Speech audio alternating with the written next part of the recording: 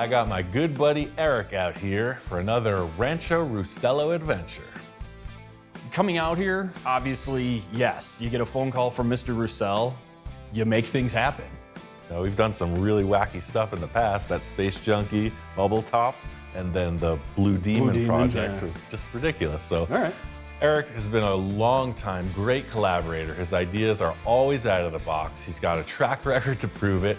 From the first project we ever worked on, it's always shown something that neither of us expected, and that's why he's here for the mission. Yeah, of course I didn't ask you out here on a vacation. I got you here for a reason. What? Come on. And that's why I didn't tell you what we were building. I've never worked on a station wagon before. I've never had one. So Wait a minute, you've never had a wagon? Never. Rust-free car, very solid, so it's got a lot of potential. It has some kind of a conservative factor to it, but I want to take all that away. Yeah, no conservatism. I want to go like super radical on this. It's going to be full fashion show. Anything you think about, I don't think I'll say no. Like, seriously, I got one. I'm going to push that. I got one idea already that I want to start off with on the nose, but the rest of it is just ideas, man, whatever you're thinking. No, I'm down for this. Ian, he loves that realm, that area where we don't know what's going to happen. Normal is boring, and if it doesn't make your hand shake, you're doing something wrong. I took the liberty of sourcing some parts to address this and the nose, but other than that, I don't have any plans, like, stuck in stone. So anything. We can do anything. You can do anything. Okay. Yeah. You may regret that. I doubt it. Welcome to the Full Custom Funhouse, where rules, structure, and discipline are all out the window. But look at the apron in the front. Ah! Yeah. It has a story. This is definitely not its hood. This is definitely not its fender, so No. something happened. You're gonna dig my idea for the nose. Check this out. You might recognize some pieces. Studebaker! Right? Oh. Rust-free, collision-free. All right. Yeah, that, yes. Yeah, okay. right? Yeah, so it's got the hood, the nose, the fenders, the headlights, and the chromes. Oh, like a glove. Right? I haven't even done this yet. I just collected these parts and did some trimming. I'm into this. All right, that's a good start point, man. What this does is this sets the stage of what we have to do with the rest of the body. Mm-hmm. It's super weird. The flavor's there. That's the theory right there. Yeah. You might be wondering just where we're headed with this project, and that makes two of us. But I think mocking up this nose gives us a crystal ball view into the future of this grocery getter wagon. So I figure we'll just cut off all that damage in the collision area right through the spare tire and just remock it up. Start from there, yeah. Eric and I are on the same frequency. There's no time overspent talking on it. We're right to the task. I think the key points of getting the Studebaker nose to fit on the VW is that the Studebaker is physically a bigger car. It's longer in the wheelbase. The Squareback's very stubby on the nose to the tire. It's got to stay as close to the windshield as possible because otherwise it's going to look like, you know, like a schooner or something coming out of the front. I'm going to set up the envisioning. So you got the piece of steel. High tech as always. And the pencil. And the pencil. Okay. Pencil will adjust the angle of the dangle. So you're looking at this on the car, right? Yep. So set up the base of that square with this line. Yeah. Ah, very clever. And then the bullet mounting is this angle, so it'll be a perfect 90 degrees. Yeah, we're about on par. It checks out. Math It's been checks certified. out. Yeah, it's been certified. I did this one and I did this one. Excellent. At most shops, you use protractors and laser centers and pointers and all this stuff, and there's a process. Not here. It's a carpenter's square, a chunk of wood, and a pencil. And that's it. Yep. Perfect. I think this is going to offer a really cool transition from the VW look in the front because that was a very sloped down look, and this is very prominent, like the 50s cars. Oh, I love this. From that flat, very bland Type 3 nose to this, whoa. Yeah. It's a mutant. Kind of like we're chiseling this out and finding its place in the universe. It's a discovery for all three of us, including this yellow banana.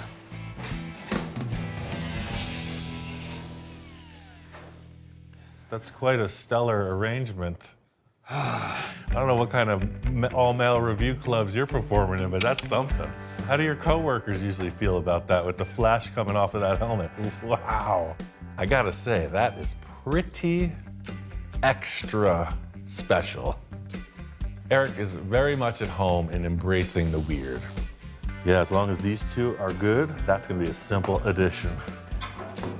Tell me that looks cool. I don't want to look. Tell me it looks cool. That looks cool. All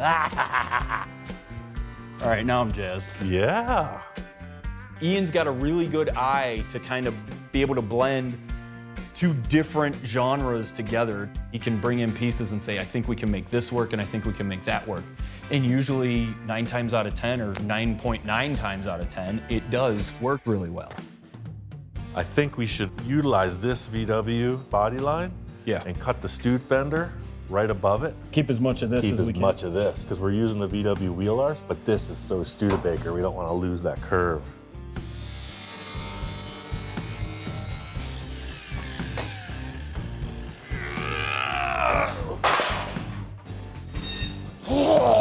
Is everything okay over there? Yeah.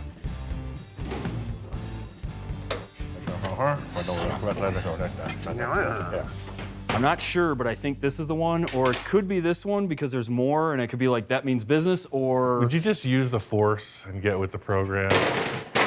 I want your eyes shut on this next cut. I see the force is strong with you. Yes. So hold it just above the body line. That's it, dude. It's a whole different experience when that helmet's working in the dark. New dimension. It's like a discotheque up in here. I gotta brush up my dance moves with this kind of activity in the shop. Look at that, dude. That is really cool. No, I'm digging this. It's way narrower than the Studebaker, but it works. It's funny how the proportions, you can change them like that, and it still keeps its shape. It still keeps its flavor. This is exactly what I was hoping to see. This car parked in a lineup, you're gonna go, wait, what? Studebaker station wagon? I don't get it. I wanna get that passenger fender on. This is getting me charged up, dude. I wanna hit that roof next. It's half custom. It will be full custom in a moment. So getting this nose on, I mean, what a radical change. I love it. The rest of the body now is way bland. Next task on the list is addressing the roof line. I don't really have any specific ideas, but I know I definitely don't want stock. You need to make the roof as off the wall as possible. Yeah. Because the rest of it is just... I think let's just tack weld the door shut and just cut the roof right off. Let's just mess around with some ideas. I mean, it could go anywhere in discussion, but you know, once you put the parts in place, you find that sweet spot. That's when you start seeing stuff, yeah. Building up a project like this from only a few parts ideas, I'm just waiting for the statement. I'm waiting for the what is it moment. I'm not attached to this roof, and in a few minutes, the car's not gonna be attached to the roof either. I'm not attached to anything but my wife. My first thought is always go as radical as possible and then pull back. Some people may think baby steps. I say eat the whole sandwich. Ugh. It's getting less yellow with every cut. Now it has zero character. It doesn't look like anything. I didn't think it could get any more plain. But yet here it is. Needs more cowbell. Definitely needs more cowbell. Let's spin it around. We have the post on the back. We have the front posts. Use the hatchback as the... Yeah, use the hatchback. Hey, I'm up for anything. I mean, that's what we're here for, discussion, right? Why not? I told Eric all ideas were up for consideration, so, I mean, here we go. Look how narrow that is. Doesn't even look bad backwards. Interesting. Yeah. I thought you had a horrible idea. It's completely horrible. The fact that you listen to me is astonishing. Don't do that again. I'm usually the guy with the wild ideas, and I'm just like, that can't possibly work. But wait, 4 inches where the windshield lands? Because that round windshield was kind of like a falling back effect, and this gives it like a little more it's got a meanness. Yeah. There's so much stuff in the way, but I'm digging this Yeah. bang right there. Straight down.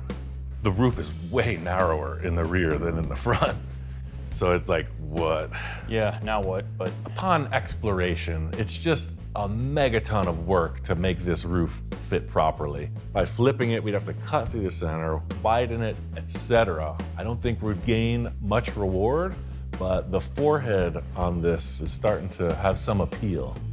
I have a Nash Metropolitan roof in the back. Maybe we should look at that. yeah.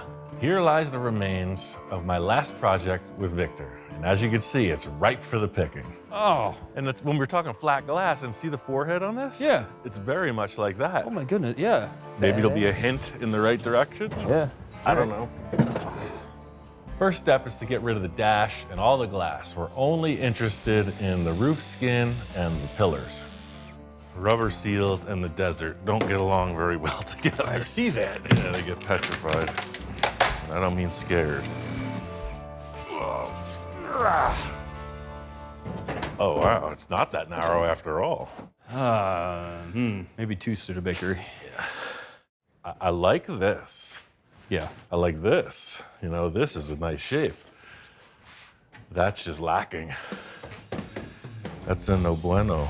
Every time you put a different roof on it, it looks like a different type of vehicle. But you're like, yeah, no, but maybe.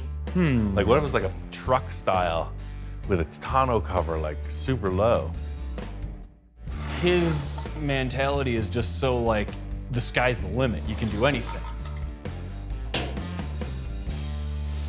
Ooh, It's nice to get into a project where you don't know what you're building, isn't it? I love this. He doesn't know what to I have no idea. So day one, you know, things pretty easy. Put a Studebaker bullet nose on the front end of the sucker. Boom, done. Where's my cupcake? But as we progress into the roof chop, the fear is washing over now at this point because it's like, We had a great day yesterday, didn't we? yeah. Now what do we do? Ian, of course, as always, is as cool as a cucumber or as lays like broccoli. There is light at the end of the tunnel. One step at a time. Might be losing my trusty sidekick to the process. I gotta reel him back in. I'm gonna stick that windshield on here. The stock glass, just as the Roadster look. This is where we really need to keep inventory of all the things we've tried. So far, we've changed the front of the roof line, and we like how it complemented the Studebaker nose. It kind of looks like a beach buggy now that you can rent. Banana buggy beach rentals. Hey. I always say all my projects have a story, whether it's the supervillain driving the hot rod or the alien driving a spaceship. Somehow this beach buggy rental story just began. Banana hammock beach buggy rentals. Come join us. You're welcome for your $1 million idea. Just looking at the car, I'm thinking, you know, what if he used the stock glass and just like leaned it back, raked it? That's kind of radical. It's just big window, but laid way back. You're all shook up now, aren't you, baby? Yeah, I'm twisted. There's just a whole thing about not doing weird for weird's sake. It's easy to go over the line where people take it as comical, right? Because you could be like, ew, that's weird. But if you make it intriguing, all of a sudden, that's weird. Looks pretty aggressive. It's not looking like a Squareback anymore. No. I did a couple chops where I used the stock glass but sunk it in. And this is different with the slant back, with the changing of the angle of it. It's appealing for some reason. I was thinking, of course, oh, the most radical chop ever, right? And it's just like, man, it just looked weird. I didn't want to get way out of proportion between the side panels and then the roof height. Something about this dimension works. Ian's envisioning process, it's in his head. The best you can do is just try to lasso whatever comes out of his mouth as he's looking at something. You just have to kind of watch how it goes down. How you feeling? I'm feeling it. Welder up, sire. With the chop on the car now, you stand back and look. I'm kind of digging how this thing's progressing. The thing's starting to now kind of tell us what it wants. Never said it was gonna be easy, but we are one step closer to driving our big yellow banana. As for now, the chop works. I like it. The proportions there, only slight tuning to get it into gear. I'm digging the open feel of this pillarless roof. There's just something about having the breeze-through open-air design.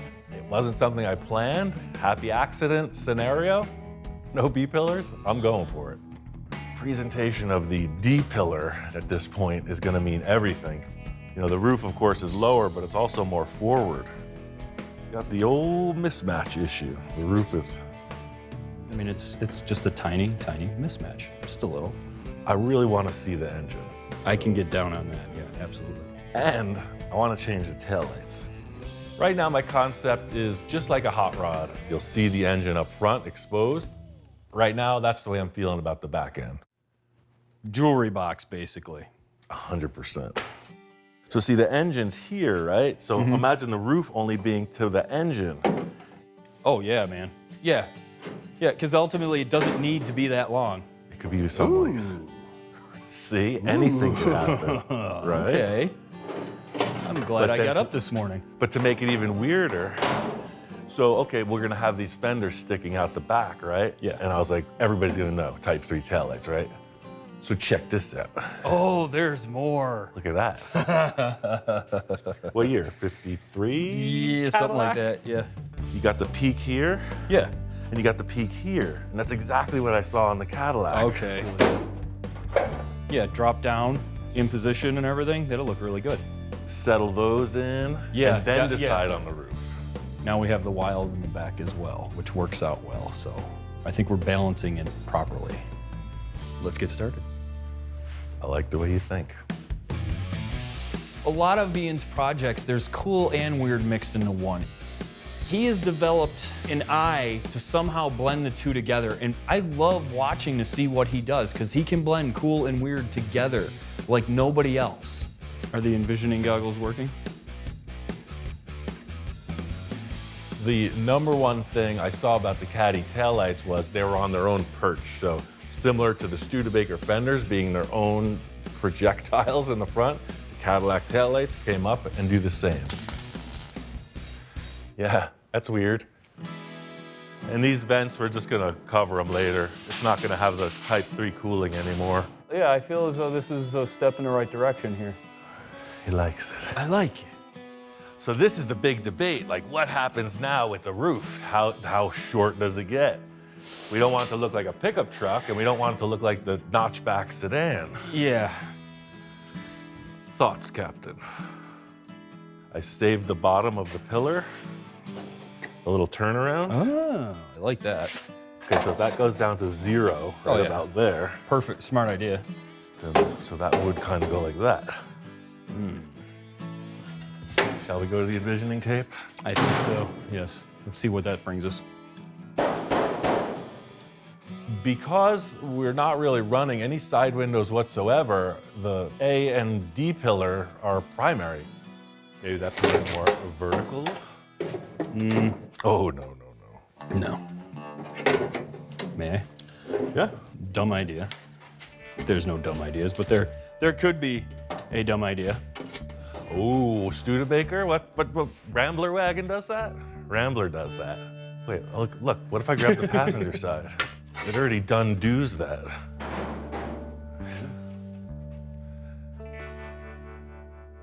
Talk about freak show. So we get that desired effect of the engine exposed, but now the rear window is like a trucker hat over the engine. Like the bill of the hat is coming out over it. Business in front, party out back.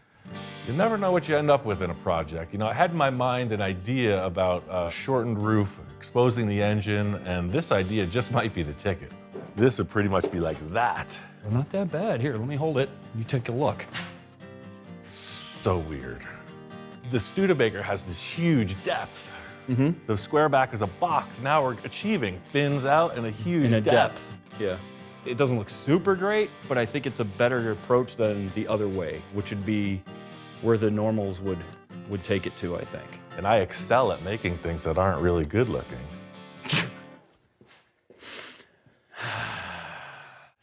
I love my job. Right off the bat, Eric says backwards pillar. I'm like, oh yeah, like some other cars I've seen in the past that were oddballs. Count me in. This is what's gonna sell it. This transition and that transition being this is what's gonna sell that whole thing. Yeah.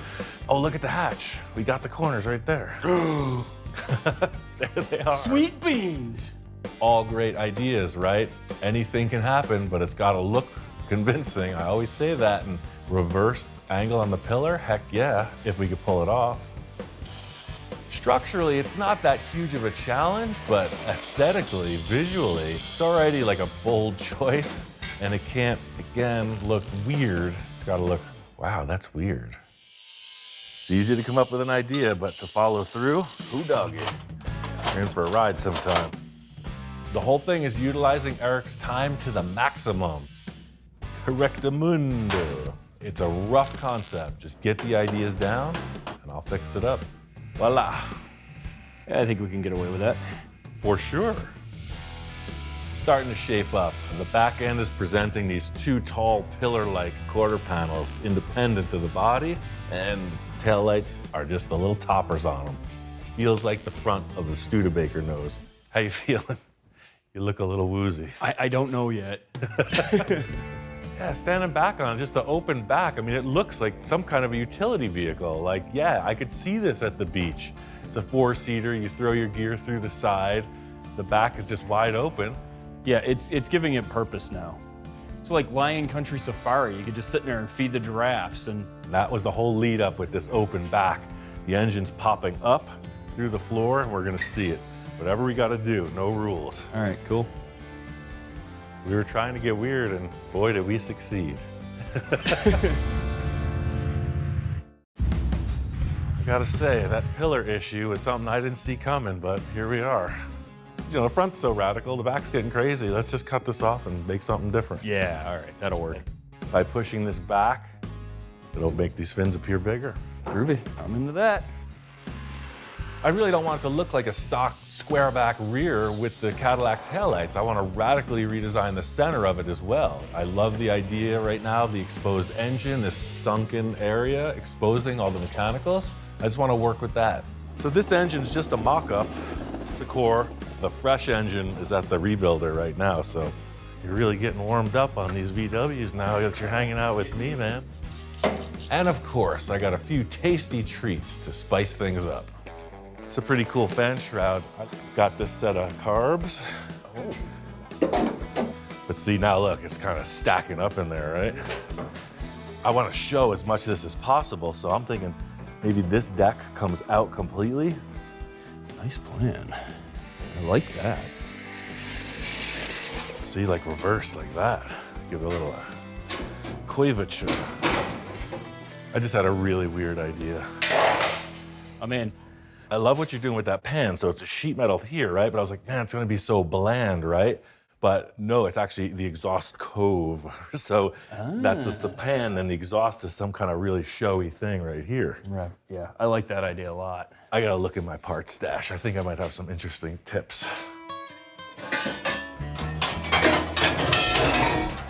See, there's a thing, I just can't throw them away. Ooh. There's more? Everybody has their little secrets. Really?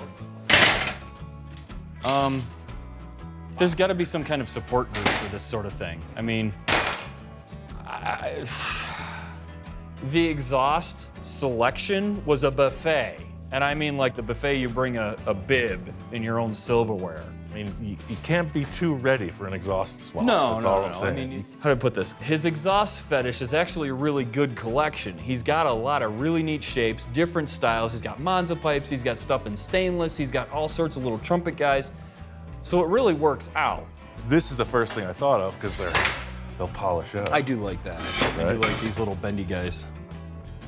Before we get into exhaust ideas, we need to get some sheet metal in place to see what we're really working with.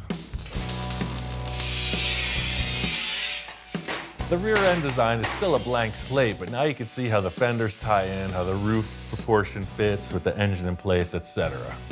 I mean, as a concept, I'm liking this. I'm feeling it.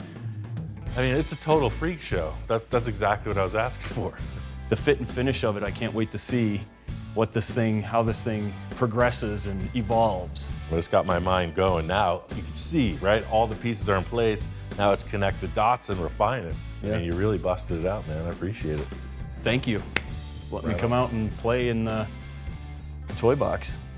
You know, lately I've been doing a lot of like intense work on other people's stuff.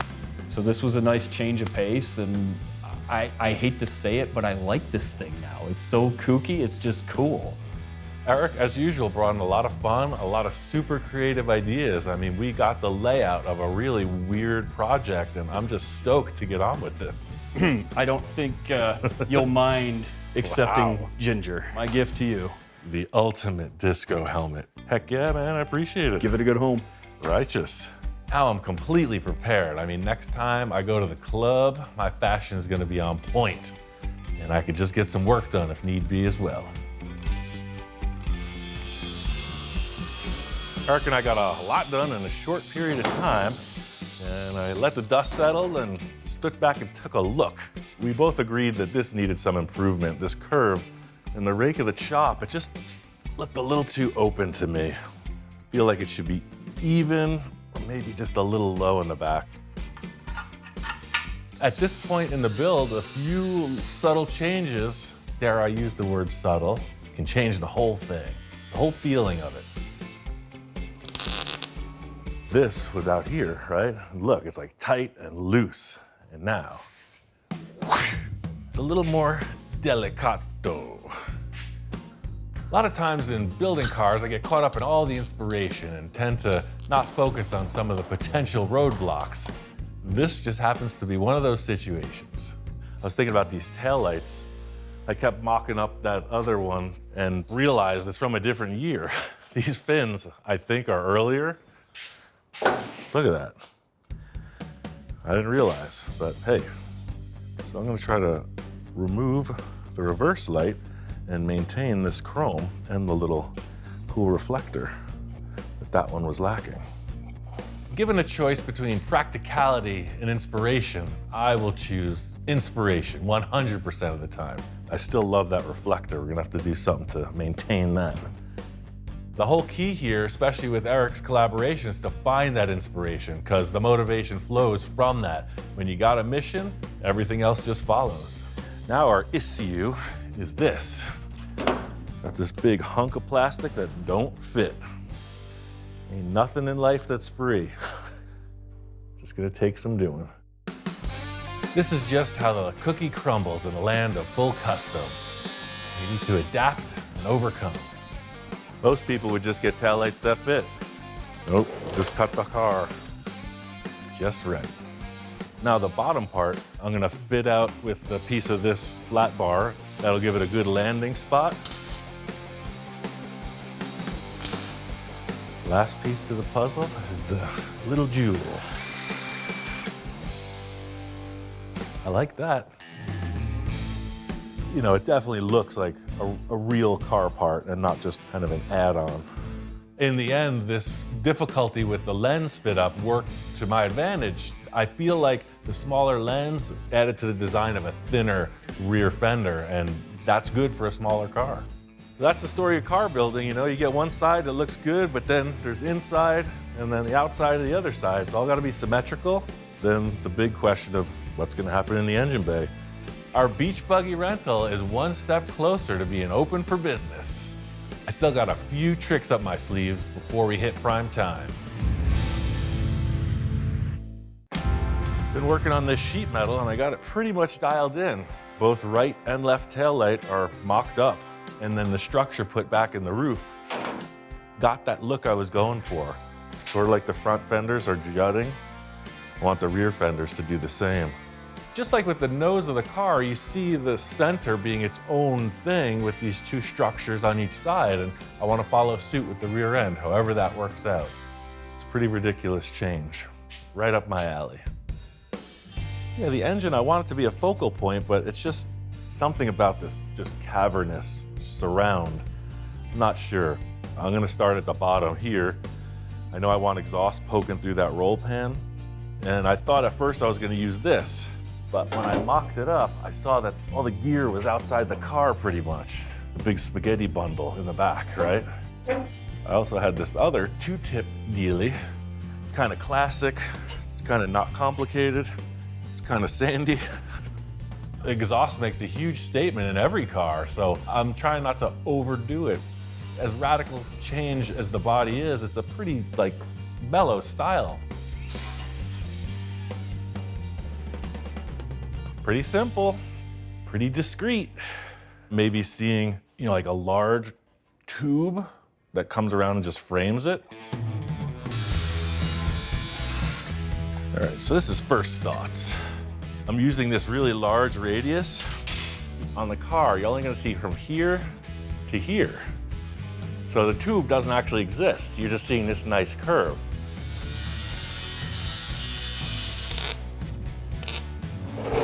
Right. And I found these really tight little bends. They're from a handrail. Wide open, baby. Anything could happen. Always looking for parts, right? I did a bunch of hole sawing on some steel plates, so I saved those. I modified some seats, so I saved those tabs. I'm at this guy's house, and he's like, hey, do you need some bends? Always looking for that shape that might be the fix. Believe it or not, I'm not the only one. I've been given some pretty weird creations over the years. It's a real cannon. It shoots golf balls. It's made out of a leaf spring, a piece of tube, and it shoots golf balls. You put the fuse in here. Maybe we need to like mount this on the back of the car. It could be endless hours of enjoyment for the dogs fetching balls. I wouldn't even have to leave the driver's seat. I digress. So I'm just gonna tack this on so I can put some sheet metal and start to secure it. The whole thing here is just to maximize the dramatic proportions I can gain from the position of the fenders and the engines. Trying to just like create the look of the tailpipes, depth in the body, make it more exotic. I don't think any bumpers on this car. The front has so much character, it would take away from it. And now the back is getting that same kind of flow where the center is projecting a little bit. Love the shapes, lots of dimension. But there's just something about this back end that just needs a little extra. Originally, Eric and I were talking about having it wide open so you could see the engine, but something about these two side areas, it just looks like, I don't know, I want to do something with the back. I was just thinking about the back end of cars, right? And I'm like, wait, we hacked apart this Metropolitan and I used pieces of it on this other project, but the whole trunk and rear portion of the center of the car, exactly what I need for this, is laying in the back of the shop. This was the area where the spare tire hung, so I had cut that out. But I was like, look, there's the window where you can look into the engine. And should you need to get in and mess with something on top, you got a lid to get in there too. Look at that. Talk about serendipity. I got 2 words, surf and safari. All it's gonna take is a little bit of everything.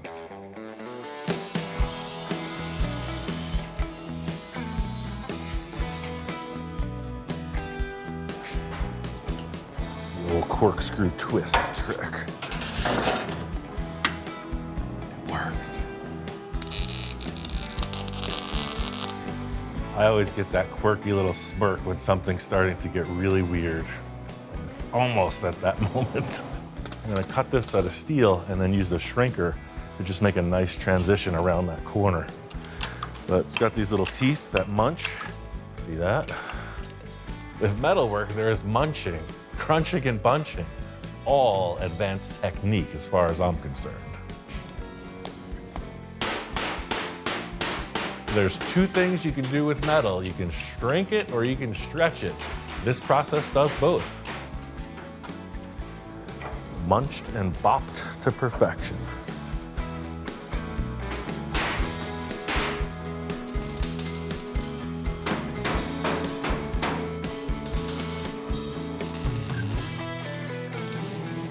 Very interesting.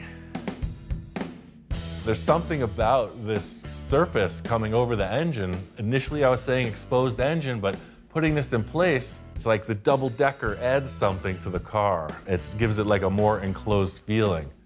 But I definitely want to see engine through that. What's gonna really set that look in place? We're really onto something with this rear end design, but I think it just needs something more to call it complete. Before we get any further along, I want to spend a little time on the bodywork and see how it's feeling. There's nothing like a little elbow grease to get things headed in the right direction. I like to really get the heavy aspects of the filler in place. That way you're not looking at all these welded seams. You've got the inside gap of the hood opening all detailed in, and the VW body line into the Studebaker is coming along pretty good too. A little hammer and dolly work and some filler. Never knew what went on back there. The missing link is this hole I cut in the back of the body. It had kind of like a Continental kit. So this, sat in the car like that with a vertical spare tire. I don't need a spare tire on the back, but the look of the Continental kit was pretty cool. It's this point in the process where the whole view really comes into play. Of course, the wheel and tire combo mean everything. So this is what I'm using for all 4 rims. Real simple setup. I got the smoothie steel wheels with the moon cap with no VW logo, and just a trim ring like that. So it got me thinking about the Continental kit. This back here, sort of looking like a Continental kit, but it pops off so you can access the carburetor, distributor, generator, etc. I mean, that sounds great in theory, but like, okay, well, here I am dangling 2 items in space. How it actually happens is where the story begins. I got this rim over here, Chevy. Trim ring fits it perfect. I don't want the rim though. I don't want this blocking the airflow. I just want it wide open. So I'm thinking about making a couple tabs that will bolt in or screw in under the trim ring, mimicking the look of the original Studebaker. It's got kind of the cross with the chrome dome in the center, right? So what if I made 4 little wire supports that screwed onto that ring in that pattern, paint them black. This thing kind of appears to be floating, but still front and back the same. Enough theorizing. I mean, let's see you make it happen already. Your hands aren't even dirty. You can drill and screw right into that.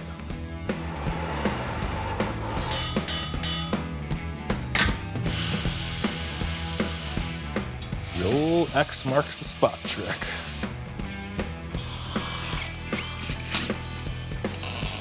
Now I'm just gonna tack weld this hubcap right to it. That gives us the potential for our floating hubcap. Now we remove the rim. The whole concept with this is that I feel like it should look like magic, right? It's just a floating disc in the center of this hole. There's always a tell to every magic trick. This is how I'm gonna do it. Yes. That's just dumb enough to call my own. I love it. Feels like the right vibe. It's like, this isn't wild engine exposed hot rod. It's kind of like wacky taxi. It's a little shade canopy of a roof, and it's got to be something that's just like, whoa, did you see that car? Yeah, all the weirdos drive them. Or at least one weirdo drives it. All right, now for the arts and crafts hour. I like that. Let's make 2 of these and adapt. I'm just gonna get this bottom part set, and I'm just gonna cut it into place as I go. I'm pretty straight ahead once I got that hard curve established. I just came in and squeezed it and buttoned it right up. A little welding, a little grinding, plug them back in place. The old floating hubcap trick. Moving right along, it's getting weirder as it goes. This thing has got the revered double cool factor. This design not only looks cool, but it keeps the engine cool as well.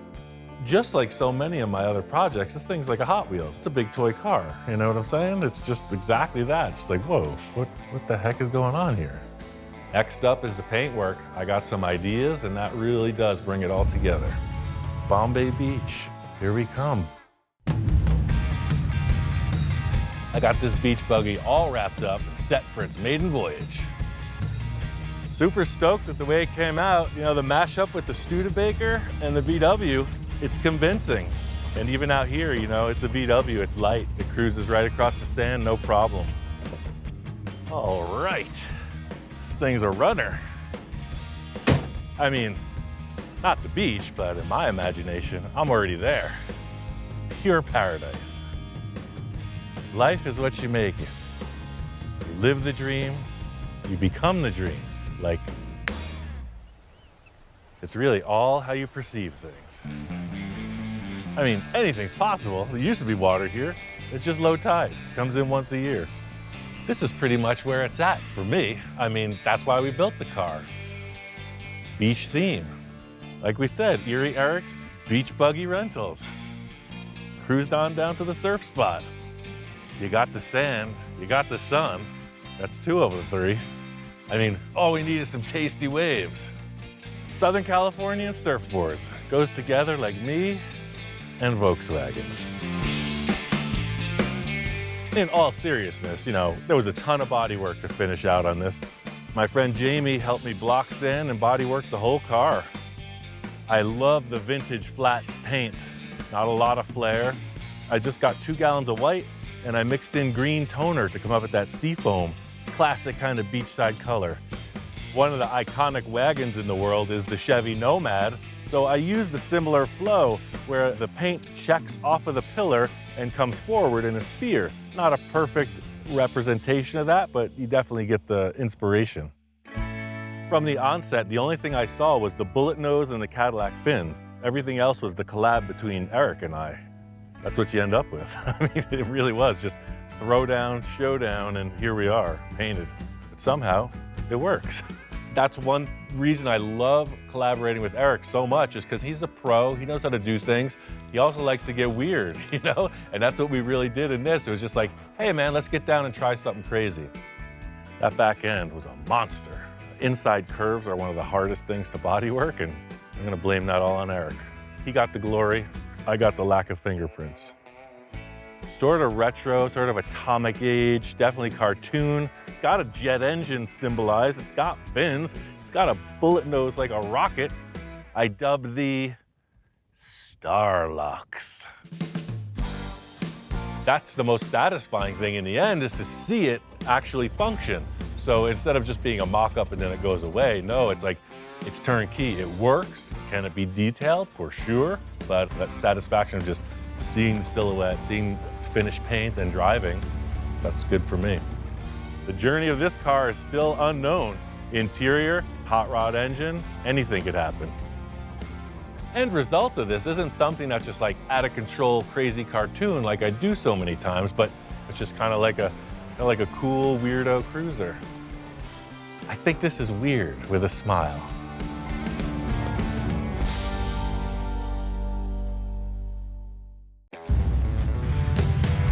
My good buddy Victor said he's got a project and he'd like to bring it over. Now, this door-to-door delivery's got me a little suspicious right out of the gate. This isn't the first time Victor's shown up with a pile of parts, but the urgency seems a bit new and invigorated. Surprise. Right? It is a surprise. I see some stuff I recognize, but some stuff I don't. It's a Volkswagen pan, and you know I'm not a Volkswagen guy. You know I am. He's brought it to the right place. That's why it's here. Me and Hector were playing with it a little because I wanted some other kind of Roadster or something, but with Ian's touch, you know, the Ed Roth feel and his space junkie vibe. Yes, sir. I said, who better could put this puzzle together and make it look cool? I think you're looking for an excuse to get some extra sheet metal out of your yard, but hey, you came to the right place. Clearly, the tables have turned. Normally, I'm the one that's pitching all the crazy ideas, you know, cardboard, masking tape, all the envisioning tools. Here it comes. Even in my backyard, the world works in mysterious ways. I see your envisioning tools are hard at work. It's just a wedge, just straight up looking like a log splitter almost. Just something comes straight down to a sharp blade in the front, huh? This is your name written on it. I mocked this up mainly so I could get my space of where the interior was gonna go and that I fit in it. This here, to me, feels right.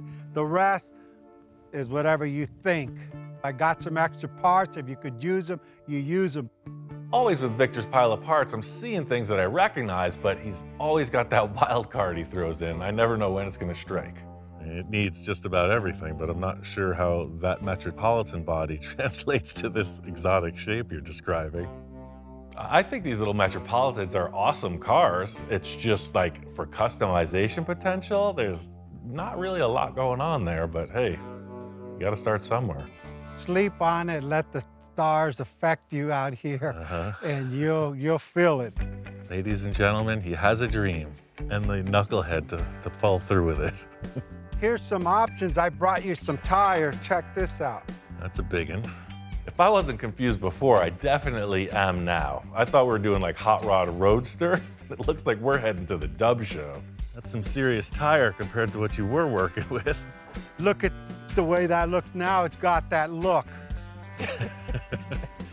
It's got a look all right, I'll give that to you.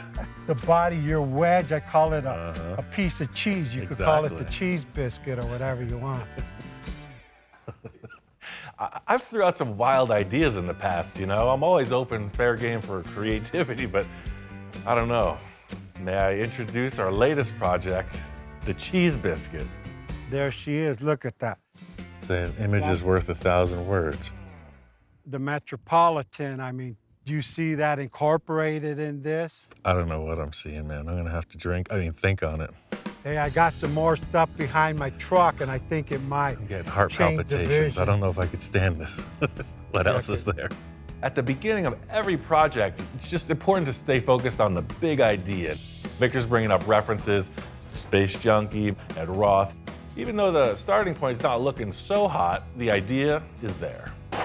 Check this out. What is this? This is off of a Studebaker Hawk. Oh, yes. This is the one missing link to human civilization. Tell me that wasn't made for this. Holy cheese wedge. That is what's happening. Look how the spear points right at the front spindle. Phew. I mean, that's the game changer right there. All the proportions are pretty wild, etc., but once we put this fin on, it's like, whoa, okay, now I see where we're going. Big fire starts with the strike of the match. You just need one thing to set it off. Of course, I understand. I just brought you the parts. That's 2%. You got to do 98% of filling it in and making it all work. It's almost too easy. Simplicity. Like, aren't they all? I got more parts. No. A lot more parts for the front and for the back. Anything goes, whatever you feel, do it. Use them or don't use them, but do what you do. You have more faith in me than I do, man. I love it.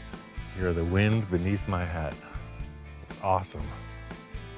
I got my work cut out for me on this one, and it's nothing an afternoon of fabrication can't fix. Put this thing back in the shop, and I gotta say, this is a super loose mock-up, probably one of the loosest we've ever started from, but he said I have free reign, right? That's what I heard. So I'm gonna do what I think needs to be done. I love the idea of building a concept from nothing. Victor pretty much came in, made a bold statement, and dropped the mic. He's like, that's your job. So we can reference that should we need to. All I've ever wanted to do is just build my own stuff, so Victor's showing me that opportunity. All right, we got this mouse trap out of the way. He's talking about these rims, 22-inch diameter rims on a Volkswagen. Let's just see. Take a moment to digest the possibilities. I'm not 100% feeling those rims. I'm not opposed to big diameter wheels, but something about the stagger, right? You want big in the back, little in the front. That's the hot rod flavor. Looking a little like a roller skate at this point. Victor likes big rims and he cannot lie. Now we're getting somewhere. helps. We're trying to hide that engine, so we're trying to pack as much material around that as possible. Those rims do just that. Wheelbase is way too short. Close together or far apart or just right. See what I'm saying? Right now, it's got the Mr. Peabody look. It's kind of like really close together. Smaller wheels would appear farther apart. Right now, I think I'm just getting hung up on the actual look of these rims and not just the overall proportions of it. So I'm gonna try to look past that and just use them as circles. So you got your standard 45-degree miter, right? But then you got that, right? Now a car like that is like, that's what we're looking for. A weapon, not just a commuter car. I think I gotta cut this floor pan.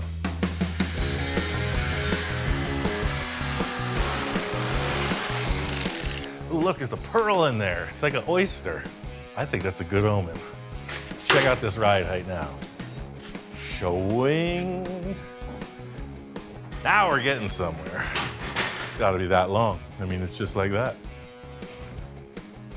What part of that didn't you understand? Out of all the parts that Victor dropped off, one stood high above the rest, the crown jewel. Look at this. He is the swap meet king. Yes. Sometimes you just need a few things for the mock-up to start to take shape. I mean, this wheelbase, this shifter, because, heck yeah, this is a perfect lead off into the flavor of the car, right? It's that cartoon hot rod. Look at this shifter. I think I want to get that Metropolitan body chopped up and just see if that affords us anything, any clues as to what happens next. I got that car all whacked apart. So Victor brought this menagerie of parts as usual. We're gonna try to do something with these fins and these two sides of that Metropolitan. This is the beginning of a delicate dance.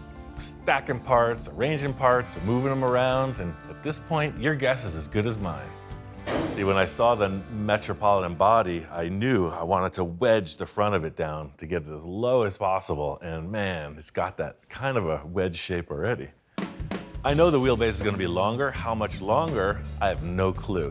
As much as I like that tire centered in the fender well, I think the back of the car should move as far forward as possible. Tuck it right to that engine, I think. It's the moment of truth. Weirdo-rama. Oh no. That is kooky. All of a sudden, it looks really, really tall at this point with that fin stuck on there. Let's see if we can make this door hinge and look as low as possible. With this Metropolitan body, I see a way to minimize the body height, but I don't want to get into sectioning this, bringing the hinges closer together.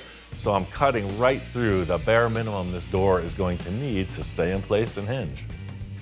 So that's as low as it can be. Space Junkie was successful because it was so squished. Let me see what it takes to take off this door handle. I might just cut the whole top of this body off.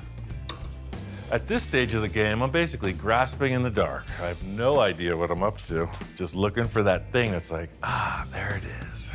So I'm gonna take off that front tire and use it as a template. I wanna be showing the tire complete, so now you can see that panel doesn't look so big with that massive hole cut in it. Sometimes you just need 3 tires for a 2-tire job.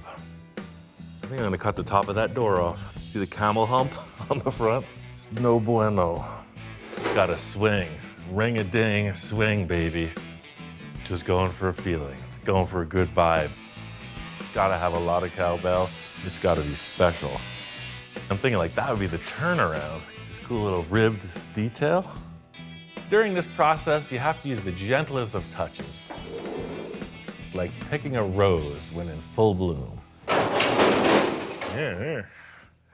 Easy. It's a pretty loose arrangement, eh? What I'm looking at is this fin ending and then the body continuing like such. Right? You got a lower wedge, so it's like boom, boom. Right there. The door just looks so appropriate coming right to the tire like that. This is the true envisioning process. I know it's not in plain sight, but it is if you look in just the right places. anybody, right? You walk in the door and you look at this. It's like, what is this? I guess I do get caught up in my own brain sometimes. Supercalifragilisticexpialidocious. Look how big that quarter panel is. Without that tire on, whew, that wasn't gonna work. Aha! There's a tire in there. I can't stand it. First I didn't like the rims, now I'm all goosey.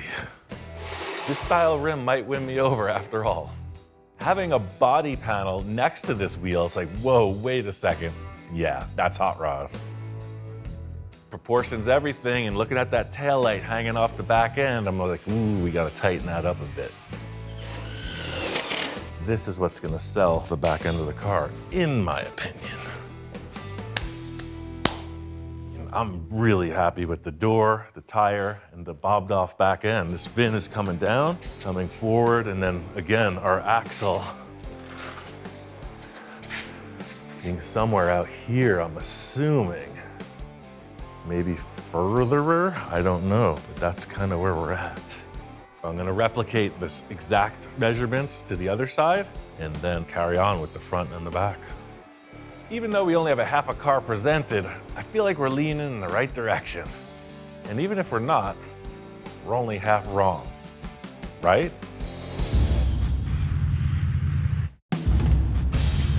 Diced up that whole Nash Metropolitan and it worked out great. I just mimicked the driver's side with the passenger side and put in a bunch of structure and made this cool little curved backrest. You got some representation of what the back of this bucket area that you sit in is. It's feeling good. At this point in the process, my focus is on getting the front of that car as low as possible. The Volkswagen Beam with its stacked tubes was not going to afford that super low look, so I called in some reinforcements. I ordered a 6-inch drop axle from Speedway. This is your typical hot rod setup. Disc brakes, rack and pinion steering. It's not a Volkswagen, Victor. We're hiding all that business. When people look at this, they'll be like, wait, something doesn't add up. There's usually a big V8 engine sitting right here. Not this time. Literally, the hood height can be right here. That's super low. Volkswagen and the hot rod, they gotta meet up. I got a plan. It involves some of this. It's from another project, that crazy trike thing. Piece of the leftover chassis, it's super strong. Oh, I gotta get back in the gym. This is envisioning central right here, and look how close this perch is to that body line. I like that. This is what I was seeing when he showed me that wedge silhouette. It's like extremely low in the front. And when I saw it on the VW, I was like, man, it just doesn't work. You got these two shocks coming way up. This is gonna work. I mean, usually we talk about like, oh, waist-high car, knee-high car. Now that's a toy. I think this wheelbase is perfect. I want to get this thing into like a roller status and then consider what's happening with the body. Looking at Victor's mock-up and looking what we have here, I'm seeing a straight shot on an angle, front to back, right to the front spindles. The cheese biscuit has an angle. It's sharp cheddar. I think for right now, I'm gonna bolt these heim joints right to the pan just to get some kind of a reference. To all those that say I don't even have a tape measure, well, I found it and I'm using it. This is one of the only times in life where it's hip to be square. That's a win. See? Nice big rainbow bridge. And what does every rainbow have buried inside? Mounting hardware, of course.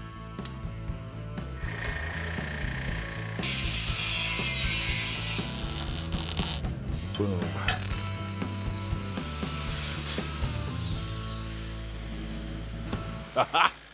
Of course, that structure is going to get a bunch more strength. This was just to get the axle in position so I can set up this sheet metal. So it's all got to kind of come together.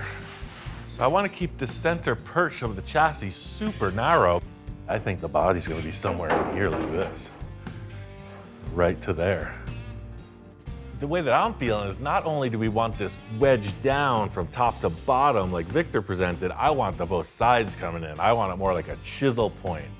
The look here is pure speed, you know, like the tip of a lightning bolt, right? Fast. That defining rib in the lower portion of the door, I'm gonna try to mimic that. It's 2 blank sheets and then just take a look. So see, that's approximate. Then you can see how it radiuses down from there. Put a little hoo-ha in it. Trim this off. That looks pretty good. That's our gauge. That all started when I was learning to make gutters for houses. You could see that this could easily be turned into a gutter shape. So some people, like the wealthy, they wanted a special shaped gutter. Seriously. So they said, oh, I drew this design, and now how do you do that? That's how I did that. Sometimes it just shows you can work yourself out of the gutter. You could be somebody. This is a different radius for sheet metal. I'm just gonna clamp it to the table and hand bend it. Bring in the heavy timber.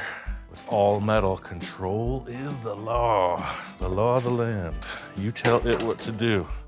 That being said, sometimes we all need to be told what to do. I mean, what are we supposed to do? Think for ourselves? Wait, no, I'm doing this backwards again. Let me reset. Get my dyslexia on. But again, when you don't have any rules, and you got no supervision, stuff's bound to go wrong. I've learned a lot more by making mistakes than the times when everything's gone as planned.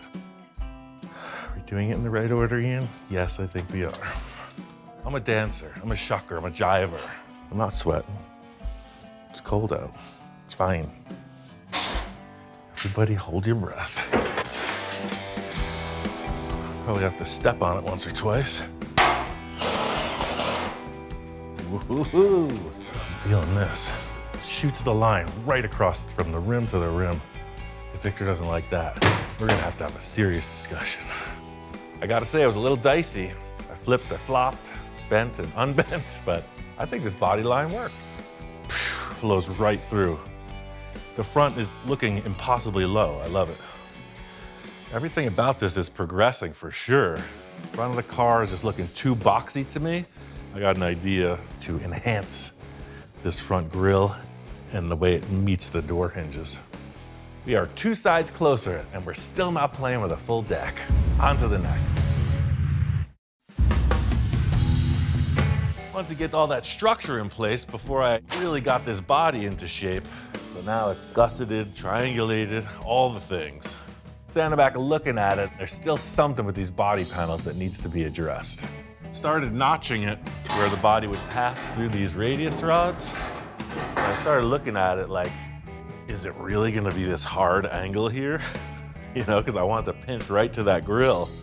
Because look at that shape. I don't like that. It looks like a soapbox derby car or something made out of plywood. I want it to look like a 52-year-old amateur built this, not a 12-year-old.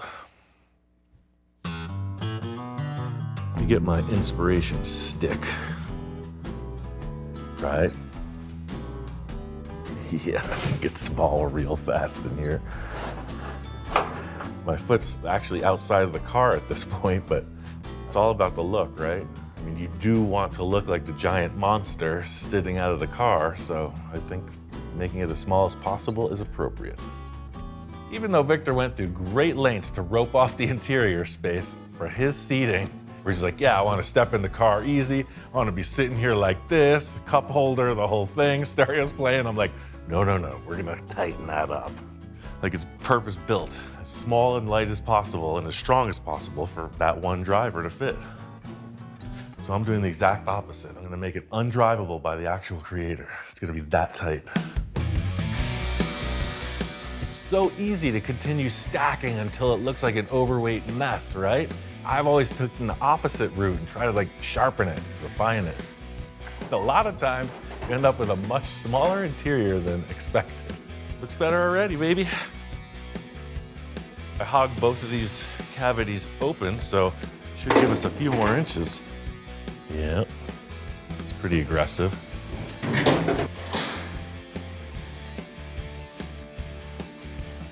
Looks good from here.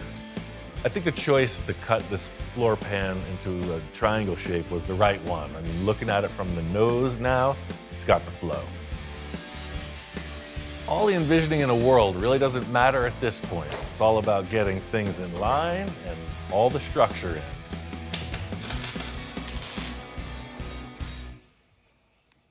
Goes from like thin body, and then the body comes in, it's just totally not a Volkswagen, something very different. But we aren't done yet. We both know that this concept has to be as complete as we can muster to prepare it for the arrival of the master enhancer. Like they say, you never get a second chance to make a first impression. I think Victor really didn't have a lot of expectations coming into this. Like, he had a concept, and like, I think he's along for the ride. You nailed it. I mean, who in their right mind, the way you continued the body line, so the whole side of the car is complete. It's awesome.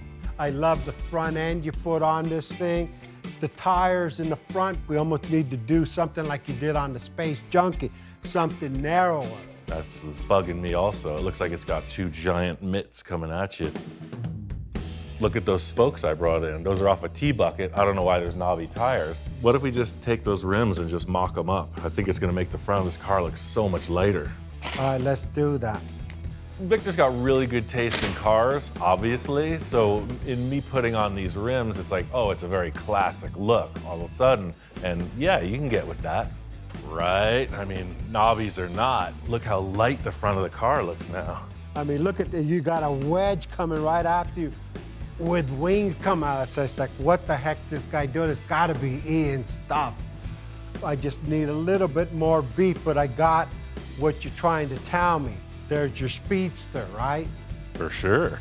There's something to be said for just falling into the groove. We're in line with the rims. We're in line with the general direction the body's taking, and I mean, just carry on. I brought you all this stuff again. You know me, I'm a collector of fine art. This is fine art. And no mock-up would be complete without Victor introducing an entire onslaught of new parts to add to the mix. Use what you want. I got different kinds of headlight, tail light, headlights, tail light, grills and stuff. That's Pomona at its best.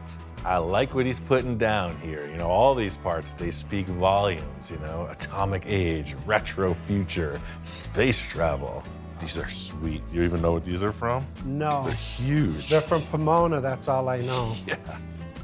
I'm not one to be completely upstaged by Victor. I'm always collecting stuff too, and I got a few things to throw in the mix as well. Check this out. Wow. War of the Worlds, man. That's my favorite movie. Right? Come on. That'd be some good sunglasses for you. That's cool. Right? Just raise them up maybe 3 or 4 inches. So the car's going so fast, right? You wouldn't be like going into the wind like that. You'd be like squinting, trying to go into the wind. I'm glad you love these headlights because I felt like that was gonna solve it. You can work on the rims, but the issue with the hood, I'm seeing more of a rounded edge like you would see on most 50s cars, you know? Contour in here. I got Zephyr hoods. I bring you one, you cut it to size, and you got your contour. A Lincoln Zephyr hood is really a special part in the hot rod and custom world. You really can't get them. So to throw this in the mix is pretty daring. So you got your VW, you got your Metro, you got your Studebaker, you got your Speedway, and then you got your Zephyr. It's a magic number. And the Edzo. 6. I like how this is stacking up. The part stash just keeps going and going. I mean, you talk about throwing in the kitchen sink. This is like the 1980s Honda spoiler on the trunk. He leaves nothing out for the trash. It's like some Star Trek lines right there. Actually, it goes better that way. Yeah, you're kind of freaking me out, man. My mind is spinning on this back end now. I got some concepts, but I want to come down to your place and pick up that hood because that, to me, it feels like a solution, the Zephyr hood. Just keep doing what you're doing. Continue on that journey because I'm with you.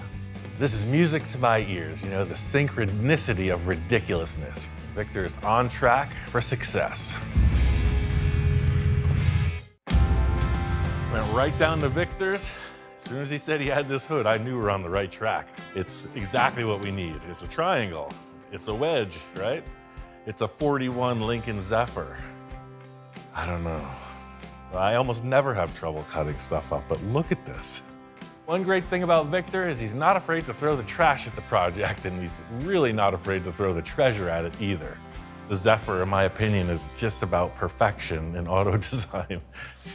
That gives the front of the car so much more character. Those straight shots that I set up look juvenile in comparison.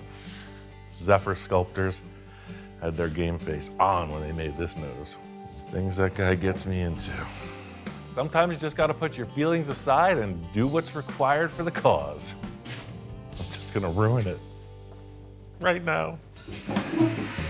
When I say ruin, I mean enhance. I'm going to enhance it. The benefit is the perfectness of the shape of this. It's got a nice spearhead contour right to this tiny little grille we're using in the front. Widens out on a nice plane to where the door jambs are. I mean, it's ideal. The old scrap it, then lap it trick. Look at that. You saw the cardboard mock-up. It's like a big box on the front, right? This puts the shape in it. I mean, just shape, like right now.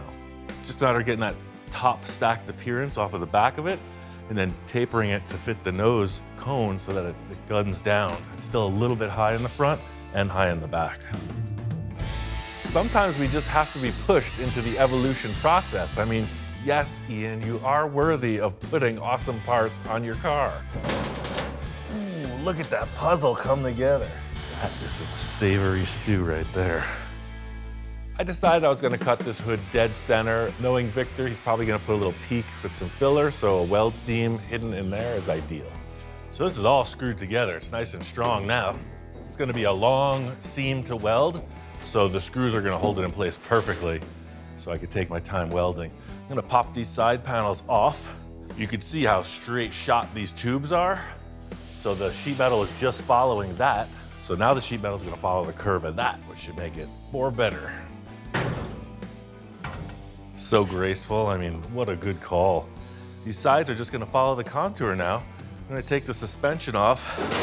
Unfortunately, I did cut those holes in the front. I'm gonna have to do some piecemealing back together to get around that. Apply the sides, continue on.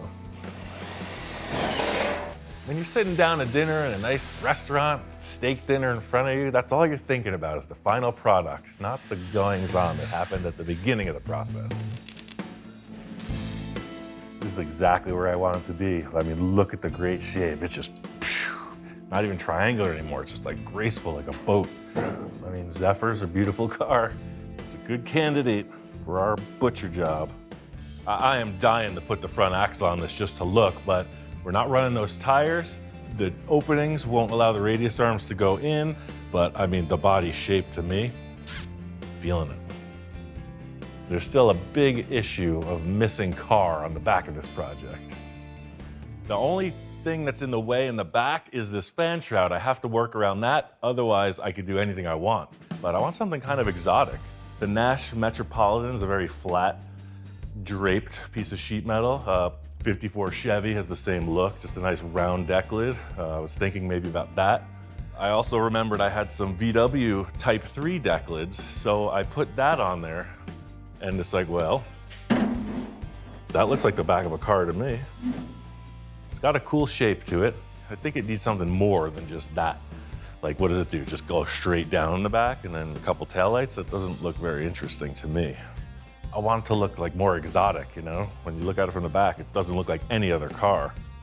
I had a lot of consideration about what to do on the back of this, you know? Anything goes, but what do I have on hand? I had another one of these, same unit, right? What if you just put them together like this? Look, they match. That's like the back bumper of a UFO, if I'm not mistaken. This is pure sculpture at this point. That's my favorite thing to do, so it only follows that that's all I think about 24/7, right? Just might work. I love how it's like a super exaggerated roll pan. I love the orientation of the fins and this curve right here. So it's coming in your eye, it's coming down and back up right here. We're talking about the wedge, right? So it's like from here to there. Just gotta come up a little bit more.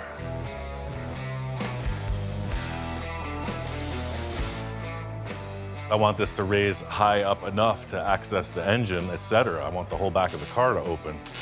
So I'm gonna come up with a little hinge plan, swinging from the stock mounting location on this deck lid. The nut gets welded to the car, then the deck lid swivels around it. Drum roll, please. Yeah, I mean, you have perfect access to the complete engine. This is gonna get cut back somewhere through here, so there's a lot of room to offer. Definitely cool.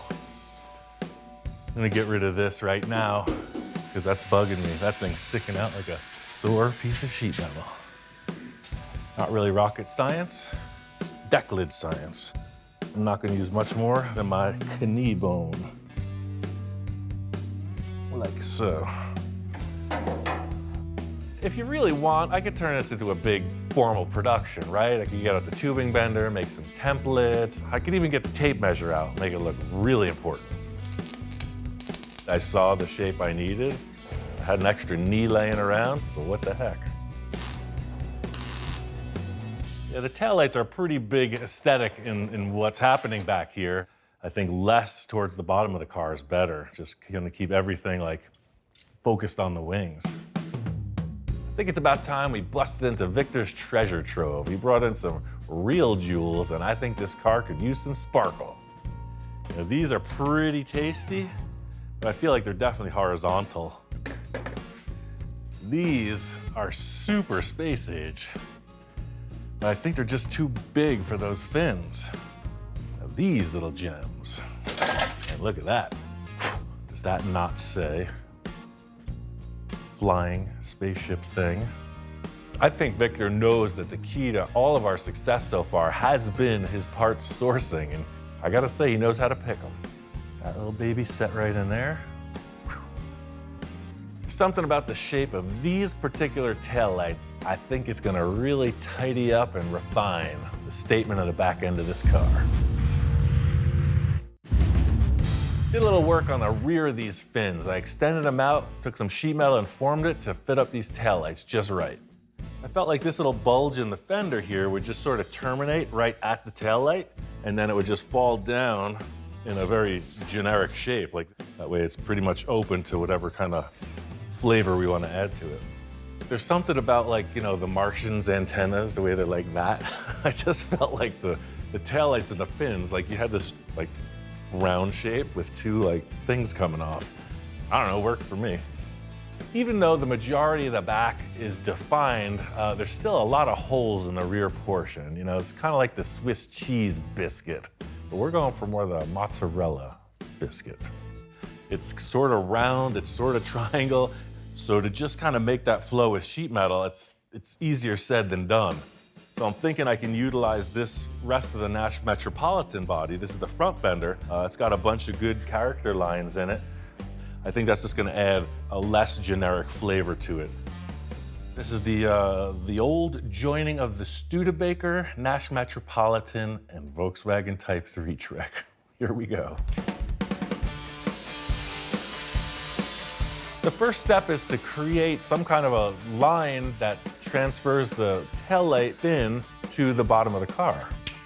In just looking at the back of the car, I'm seeing this horizontal band where the two deck lids joined, and I'm thinking that it may turn up into the flat plane of the taillights, so just trying to create a ridge that would lead into that feeling.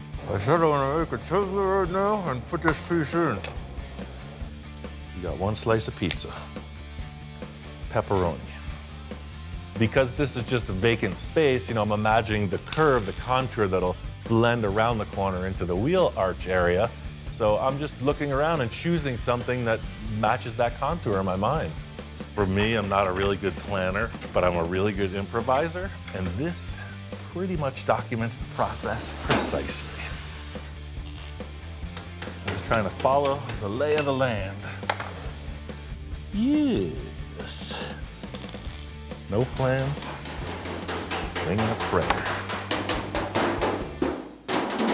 Voila. I love this dip in the Studebaker fin. It's got some more flow, you know? It's more organic. Name the state. Start it right where it fits the best. I'm gonna begin the mutilation process. It's starting to curve this piece of flat steel. It's putting a lot of stress in the panel, which is gonna make it super strong. You're gonna need that rigidity for space travel. Seen some craft come apart at Mach 6. It's a messy scenario.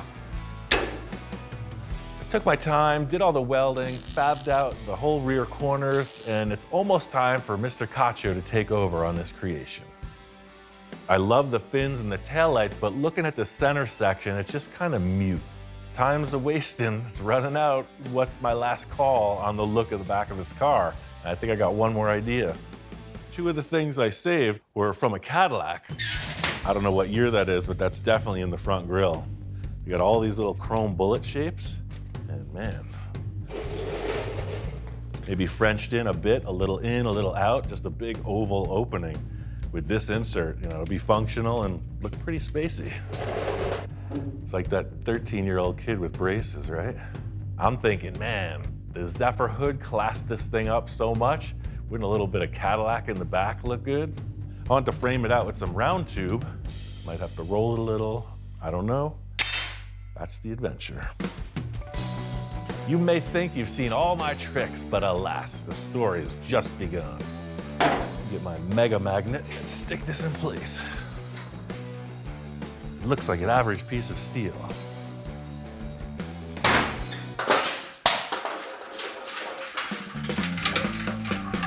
That's how powerful the magnet is. It could pull a wall down if I'm not careful. Hours of fun with your friends. Love it. So you just stick it on the car, stick your piece in place. I think I'm gonna pull it down a little bit because I'm seeing like a graceful arch. Been on the horn with Victor. He's doing some serious thought and gathering for this vehicle. I think it's ready to head down to his shack. He says he's got his interior mind going. Victor is the fit and finish master. You know, he's like, no, you just hung the skin on the body. I'm ready to dress it. I've seen him be reasonably conservative on some of the projects, and I've seen him go off the walls on others. So this thing, who knows what could happen. Now let's put this wire to hold it as a reference, but that's kind of the look. This really added to it. Now the deck lid has some dimension to it. It's like an alien face. It's pretty weird. That was the last major aesthetic change. We're still working on some concepts for the windshield and dashboard. I think the momentum is building.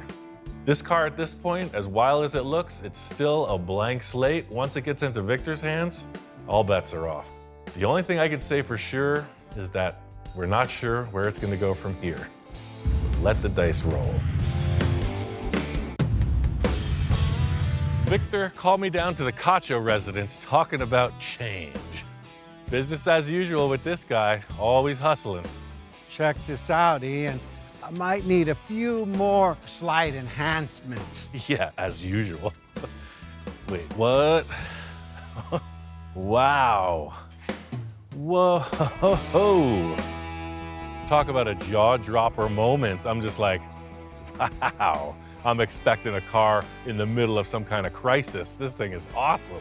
Holy moly, you've been a little busy. I slightly changed a few things. I can see the changes. It's orange now. You wanted a cheese biscuit, you got it.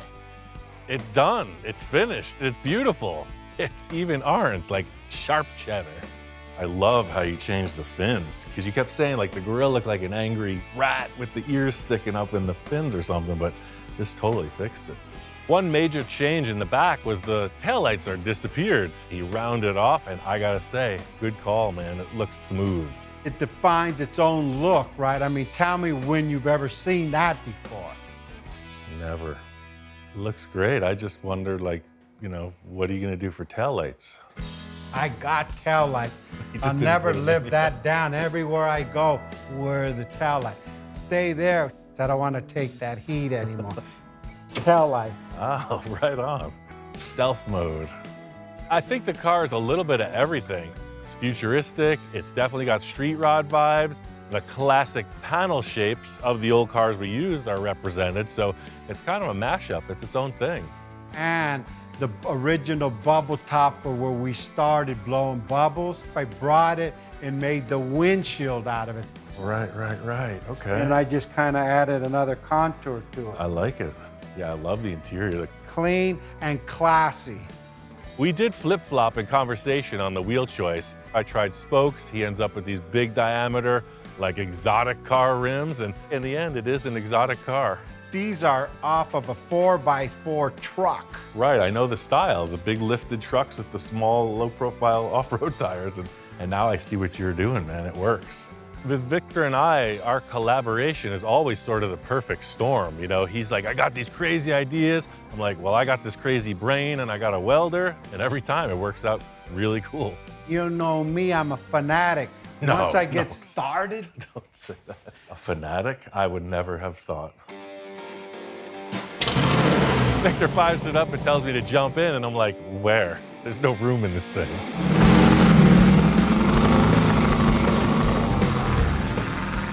This thing's right out of the garage, so he's like, hey, let's go up to the park, do a few laps, see how it feels, you know, see if the tires are gonna fall off. My first ride in a Roadster just sealed the deal for me. It's like a chopper with 4 wheels, and you got the same vibe in this car. It's very light. The arrangement of the chassis allows a guy 6'2" like me, I can put my legs way up in the front of the car. There's tons of leg room. You're right on the road. It's loud as heck. It's super fun. That's the weirdest Volkswagen I've ever ridden in. I've ridden in some weird Volkswagens. I think the Cheese Biscuit is gonna get renamed to Cheese Whiz. This thing moves. I was never a Volkswagen guy, but now, hey, I think I converted. Do I need a sticker saying Volkswagen guy or something? Yeah, I can get you that. I got your t-shirt also. That's been my experience too. You can look at Volkswagens and not like them, but as soon as you get into one, the charm, it emanates. You can just feel it. I think in Victor's heart, he's like an all cars guy in the end, but this is just a good example of his versatility. Your fab was incredible. The finish came out better than I anticipated. And hey, she's cool. I'm happy. It just keeps getting weirder and weirder, man. I don't even know what we're gonna do next. Believe me, we'll figure it out. Crazy thing about wrapping up a project with Victor, he's already starting on the next project. This one, the paint ain't even dry yet.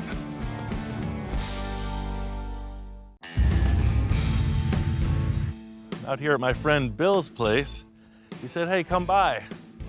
Guess what? I got another truck. You know Bill, he's a truck guy. He just can't quit the habit. Here he goes again. Bill and I have done a ton of projects together.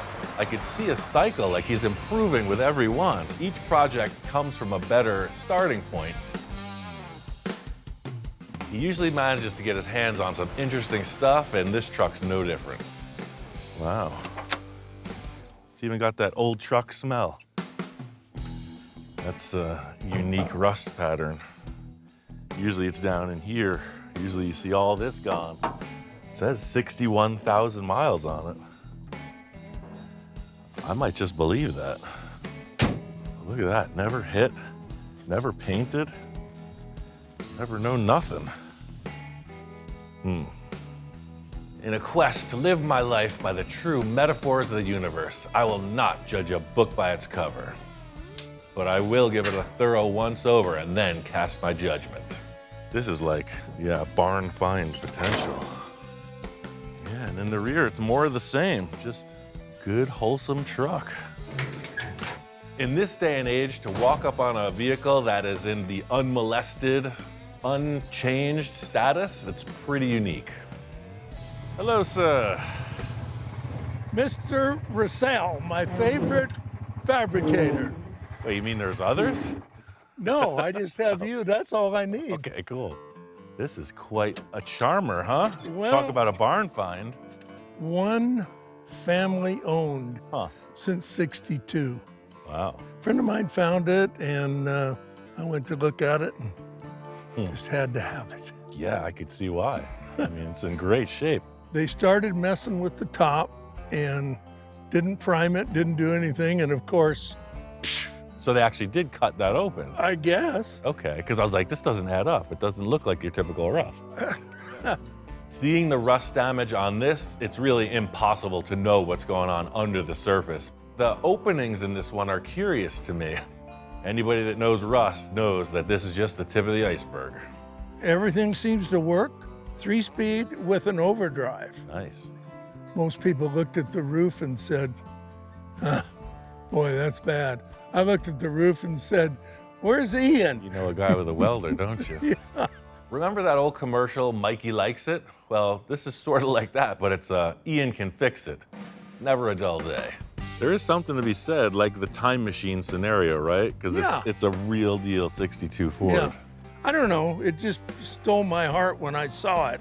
I liked everything about it, and so here we are. Yeah, in stock form, these trucks are great. I had a 64. It was a Mercury. It was from Canada. Oh, It was the unibody style, but I mean, just had the V8, had all the stock stuff, and it just drove great. I'm feeling the Survivor vibes on this thing, definitely. I mean, there's something to be said for like retaining the actual, showroom feel, just rolling down the road in a bit of a time capsule. Plus, I know Bill, and sometimes, in fact, most times, it's better to ease him into custom action. interesting, they call this a custom cab. It's a full custom kit. Now, I don't know what that means. When we're done with it, it's going to be a custom cab. Yeah, it needs a little Racel. I like the drip rail. If you could keep that, I'd really. Yeah, I mean, I got some ideas already about that roof skin, but the primary factor is to get in there and stop that rust on the interior panels, because that's starting to get pretty chunky. I'm always excited when you come to work on my projects. I never know exactly where you're going. That makes two of us. One of my favorite things about visiting with Bill is he's always got a rotating stock, and it would not be a trip to Bill's without a quick tour around the neighborhood. What's going on with that? Well, the panel trucks, 46 Chevrolets, both of them, Wow. real projects. Huh. I mean, Need everything. everything. Okay. There's a lot of potential there. No doubt. It That's just, for as sure. you say, it's literally strapped together. Yeah. Fine piece of machinery.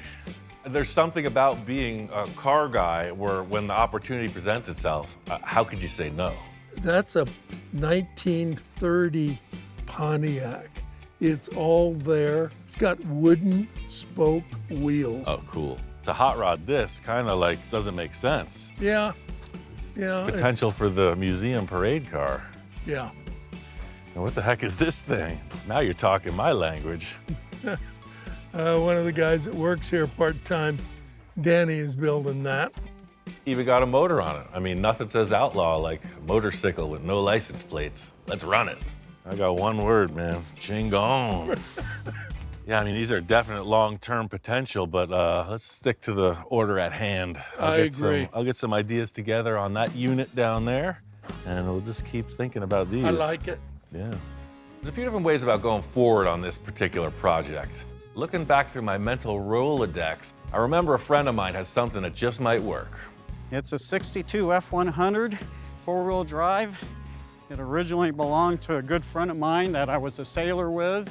And we used to drive this thing out in the desert, boondocking, yank the engine out, and I've pretty much been sitting on it ever since. Every truck's got a story, man. I love the bumper. I love the roll bar. Super cool. That's what we're looking for, 100%. Look at that, even comes with extra windshield wiper. We're in business. I guess I should have done some pruning, huh? Door hinges, the door jambs are all perfect. Look at that. And that's the driver's door. Usually they get beat up and worn out. It's been doing more sitting for the last 40 years than operating. Every parts search, I'm always looking for something fairly specific. And this truck doesn't have a lot to offer. It's fairly bare bones, but it's got just what we need. Yeah, we got a lot of rust in our truck up in here and some of the inner panels. This thing, I don't even think it ever got rained on, huh? No rust out in the desert. I'm glad I'm a desert rat. If you're not that attached to it, we could do a little horse trading and It's gonna have a new lease on life. at least parts of it will. The one thing about dumpster diving is it's not as easy as picking something off the shelf. It looks like this rig is missing a critical element. It's got no rear axle. Well, I got my trailer. Maybe we could lift it up and just drive the trailer, right under it. It's always a new page opening, a new story unfolding. Things get kind of crazy in the Wild West. You're gonna have to pull them tires. Got this thing loaded up, heading back down the hill to Mr. Bill's. All right, twin trucks. Love these mirrors. The roof skin is pristine. That's the big deal on this. I didn't realize this is a long bed. That's a short bed. Look at that, I could almost grab this one. Good thing we don't need the bed. Comparing these two side by side, it looks like this one has all the parts for the old cut and paste trick. I really do understand Bill's wish to keep this in like survivor mode. So I'm gonna try to do as minimal cutting into the body as possible. Maybe we'll be able to swap a little parts. Make one better truck out of two. Let's see what happens. I want to get right into it. Cut into old orange, roll the dice, see what the future holds for us. Fortunately, there's enough trust floating around that allows me to proceed as I desire. Yeah, the first step is just like an exploratory cut. I'm gonna try to just make it look like nothing happened. I just want to see how bad the rust is inside.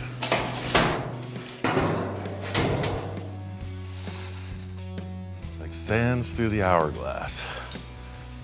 No cancer in here, it's just surface rust. So I'm assuming what happened was the moisture just got inside, started rotting it from the inside out, but none of the structures is rotten. That's the good news. What's the bad news? I don't know yet. Let's get a wire brush and see what's happening. I was really concerned about how the drip rail rotted away, but see, that inner part, there's no cancer there. With custom vehicles, that's a big point of contention, to use or not the drip rails. This one's gonna look stock, it's gotta have them. It looks like the orange truck's drip rail is out of commission, but fortunately the donor vehicle has everything perfectly intact. California dreaming right there. That doesn't happen on the East Coast. That's good to weld to, and this is much less rusty than I thought. See, Ian, regardless of what you say, even you get lucky sometimes. One of my thoughts was that if it's rotten in here, then it gives me every excuse to chop the top, right? Because, hey, you're gonna cut the pillar anyway. But I think Bill, in his conservative mindset, is going to appreciate this, just like nothing ever happened. Once you get into the 60s model years with the curved glass and it's got different body lines, I feel like they're a bit less in need of a chop top. The earlier ones, they kind of had the baseball cap look, right? Kind of a flat front-ish with a big tall center, and the 60s kind of smoothed it all out. Well, this is one of those unique opportunities when you get to paint stuff that's inside the vehicle, because we got the cap off. So I have this rust converter. This product's called Pour 15. It claims to convert rust into something that won't rust anymore. That's been successful for me. But you can see all this business inside is in darn good shape. While that's drying, let's get started on the slice and dice on this parts truck. I think I'm gonna salvage this windshield first. See if Mr. Bill's got a cutting tool around here. Unlike old orange, this window's in great shape. Hoping to get a 1-2 combo out of this. A windshield, a roof skin, plus a side of fries coming right up. Yeah, this window's definitely been replaced sometime. Doesn't have the chrome like the other one. So it's the aftermarket rubber strip. Give it up, give it up. Yeah, once you get these rubber seals up to about 300 degrees Fahrenheit, the desert's stunned, they start to stick pretty good. There it is. I know what you're thinking. Wow, Ian, you didn't break the glass. Well, I can be delicate too, you know. So on this one, I'm just gonna take the entire roof cap right off and then start to hog out from the inside, the exact reverse of what I did on the other truck. I think I just found an excuse to make that Roadster pickup truck I've always wanted. That back window doesn't look like it's the same flow.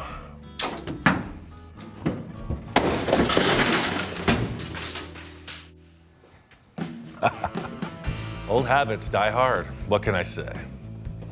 One farm fresh roof skin. Let's get that truck out of here. Let's take out this ancient artifact. Yeah, look at that, rust free. That is the desert, ladies and gentlemen. I want to leave the drip rail, but remove the structure. So I think I'm gonna take the disc and put it in this way now. Now that the skin's on the table, I can trim away everything I need using my patented surgical precision. So now you have all the structure of the truck intact with this front windshield surround preserved on the other vehicle, as long as those folks at Ford used the same tools to make these two roofs. We're gonna find out. I did all the prepping I could in 2 stations. It's time to put it together and see if it fits. Well, hot dog, if that don't fit like a Ford roof skin should. The two-tone is pretty cool. I wasn't expecting that, but it brings out the bumper, the white and white. Looks like a creamsicle. There's just so much to be said for the factory stamped sheet metal. It fits identical, it fits perfect. And the patina, the color of the paint, actually works great as well. See how this roof has a little clip on it? And then there's still one remaining on the truck. So that's your front alignment right there. Both of these vehicles were prepped out more conservative than the final fit up. So now that the pieces are kind of stacked, just the last bit of trim and nip to make it happen. The process at this point is welding it together and just trying not to burn too much paint off. It's gonna get hot on top for sure, but you know, you're only gonna see the seams around the backside. The front welding is buried in the rain gutter with the sealer that'll go in there.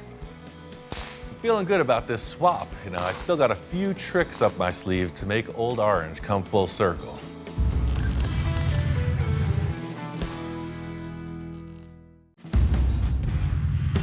Got the roof skin buttoned up right on time. Here comes Mr. Bill on his trusty green steed. Master Russell, how is my orangey red truck? It's a little more like your white hat at the moment. Check out the new cap on this sucker. Oh my gosh, you put a whole new roof on it. Correct. And look at the drip rails. I changed those too. Perfect. Yeah. I didn't think you wanted to repaint the whole truck, right? No. Just give it a No, detail, yeah. Do a little touch up around where they welded, and Yep. it looks like it was always that way. That is terrific. White top, I never even thought of that. You made a real truck out of this. That is just great. It's good to see Bill excited on the progress. This kind of change is right in line with what he likes. You know, I did major surgery, but it looks like not much went on. When I saw the donor truck parked in my driveway, I thought, wonder what Ian's got in mind. Plots thickening. So the good news about that truck is it's got a lot of pieces. I noticed your parking brake was broken. It's got all the interior mechanisms for the doors. It's got a brand new windshield in it. So you got a few good things out of that. Oh, that's awesome. We'll pick it apart like a chicken.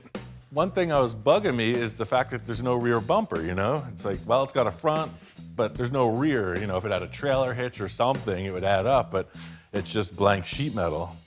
But I was thinking something a little more classy, a little more style to it, you know? I'm rooting through my own part stash, and I think I might just have one thing to solve this dilemma. It's a pretty generic looking shape, but it's got that interesting rise. It still has the same arch as that. It's just enough to be a bumper. I'm not sure what this came off of. I almost feel like it was on a car sitting like that. Yep. So what are you gonna, just bolt it on and then look at it from this side? You think I got a plan? Come on. Have at it. I really do like the back of the sheet metal on this truck. You put the bumper in at the height of the lower portion of the quarter panel and it just flows right out. With a utility vehicle like a truck, a pickup truck, the bumpers are literally just that. They're for bumping into things, not much style put into it. So trying to make this look a little bit better, the body lines of the truck have so much to offer, I want to minimize the bumper impact. I'll use this line in the truck as a reference and set that side into position and see how far away this line got from that line. And that's how much we'll narrow it. You can see how high-tech this is. I mean, no expense spared in the rigging and jigging in this operation. So we got these brackets in here, and I don't want to mess with that because that's our welding on potential. We're going to narrow it in this vacant area through here.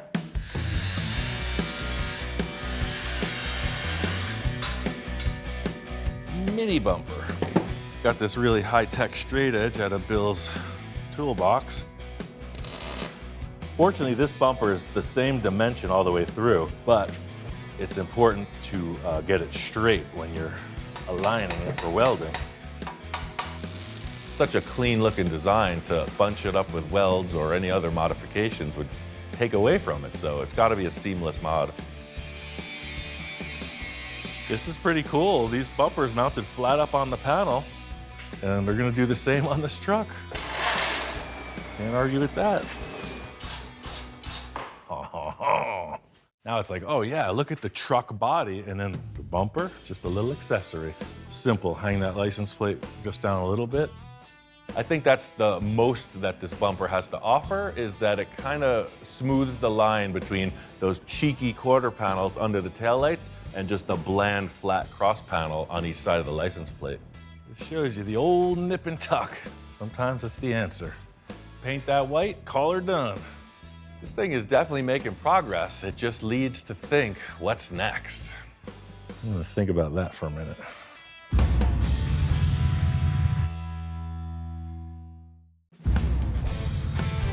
We're out here in Pomona, Fairplex at the first annual Grand National Truck Show. Anything goes, kind of like an open invite. As long as it's a truck, come on down.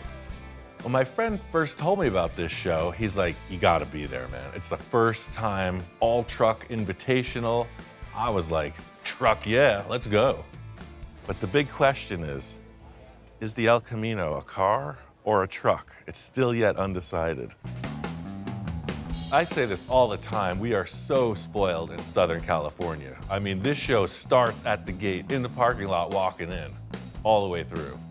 This thing is unique. I love this bed cover. Who knows what year that's from, 40s, probably.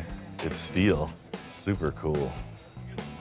Yeah, the whole thing with coming out here is just to see like what's going on. If I could bring something to the table that would get Bill excited, that's what I'm all about. This guy's one of my favorite fabricators going, Slim.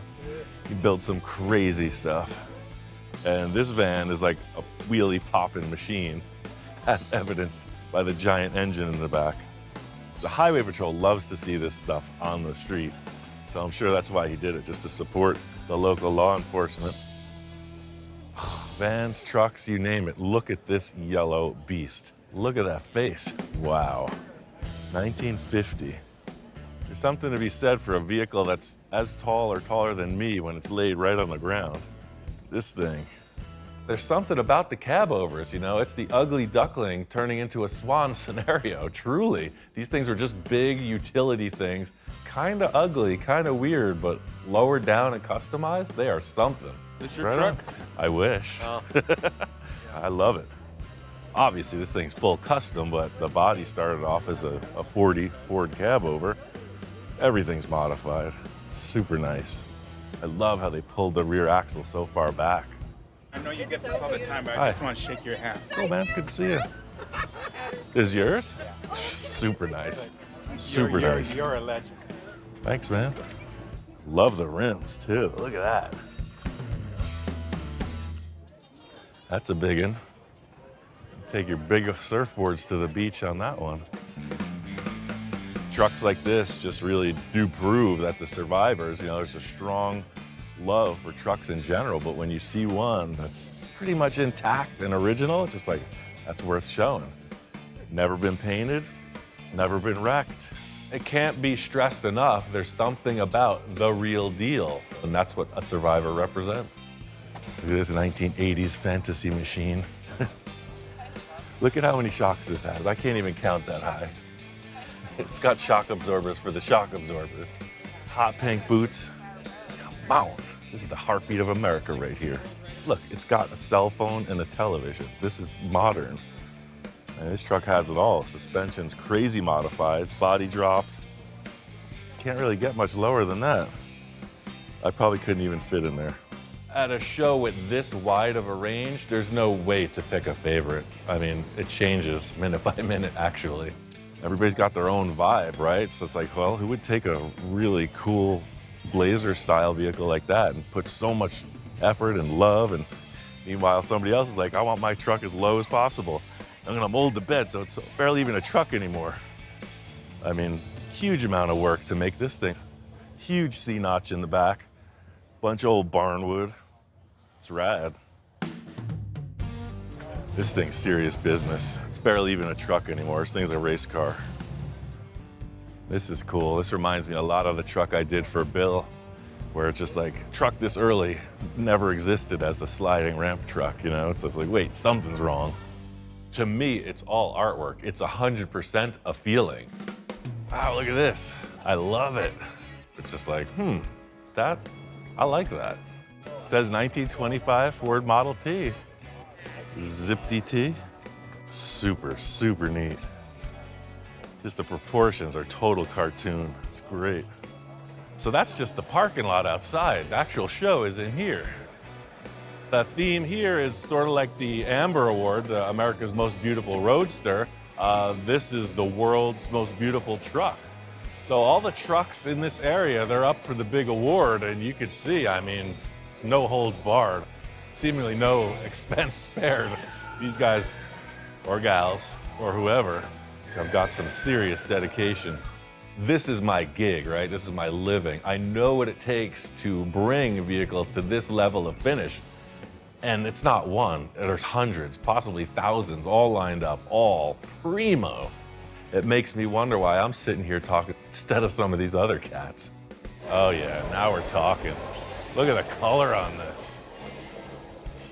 Wow, Diamond T. Man, this thing's a huge amount of work. Just crazy cool. This is pretty close to the truck Bill has. This is the unibody, but very similar. You see the shape of the roof and a lot of the body lines are similar, but this one is full on. I mean, just like these trucks, right? You got all different shapes, sizes, ages, and the fans are the same. Especially being close to home at a car show like this, and there's so many people, and they're just like, yeah, dude, love the show, keep on trucking. See what I did there? Truck yeah. Well, you know I'm a bit biased, but I mean, it is a truck, right? That's why it's here. It's got all the goodies. I love this. I mean, I love the Peterbilts, I love the Kenworths, the flat face ones, anything like this. Just look at this thing. It's like a freaking building standing in front of you. You just tell them Large Marge sent you. My favorite thing is to walk around looking for that one thing I haven't seen before. And I see this curved glass, you know, quarter window pickup truck, and they pop out. They're ventilated. I don't know much about accessories, but that one's new to me. Wait a second. Is this thing even a truck? I think they're bending the rules a little bit here. It was a truck. I mean, 1923, this was a truck. Oh, look at this thing. I don't even know what to say. It is a Suburban, 1955. When they're stock, it's something, but when they're stock and lowered, forget about it. Look at this thing, man. I mean, king of the boulevard. Super cool. This rig is pretty stealthy. In talking with the fellow that put it together, it's got so many things done to it. The hood has been nosed down a bit. He's got flush mount windows in the sides. He's got cameo taillights on it. It's a really subtly radical vehicle. All I can say is I think I just found my element. This little corner of the room is where it's at. Ah, look at this van. Hey Jeff, good to see you. Hope you watched the show. I mean, did you even grow up in the 70s if you don't know about Evel Knievel, who dared to jump the Snake River Canyon? This actually reminds me a lot of my Uncle Frenchie's van. I keep this with me every day. Look at that, seeing that as a 10-year-old boy with the pirate on the side. He had the cedar interior, he had a cannon in the door, he had the CB where you could talk out of the front grille. I saw Uncle Frenchie's van and I was knocked out. I was like, you guys are building this in the garage?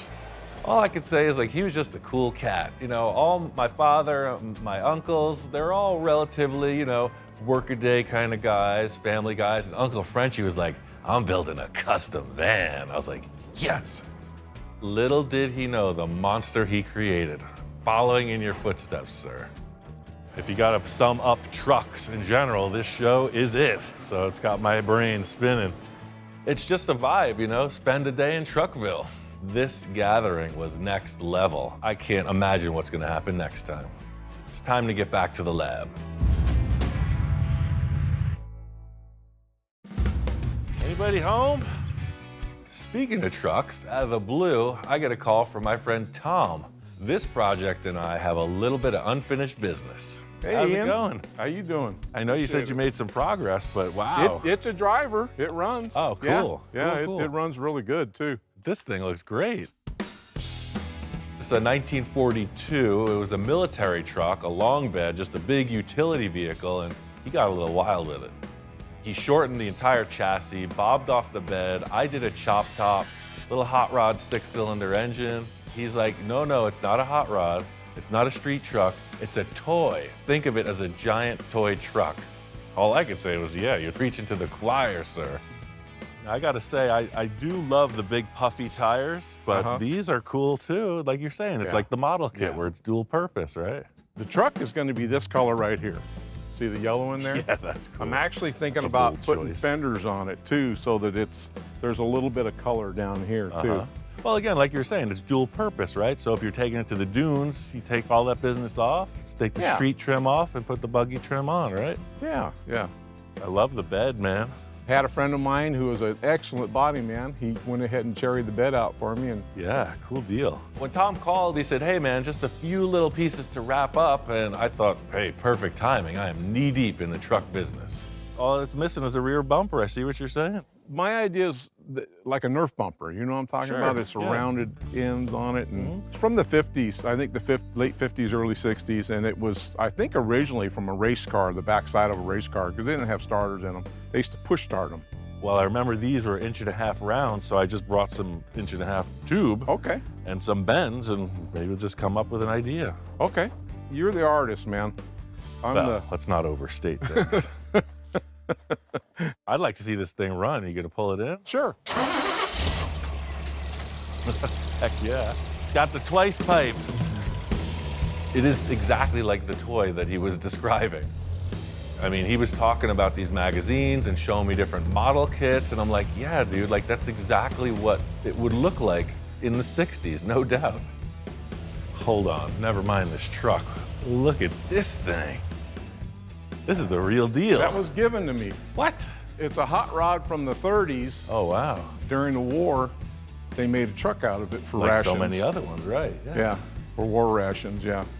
In World War II, there were gasoline rations, and as I understood, you could get more if you drove a truck.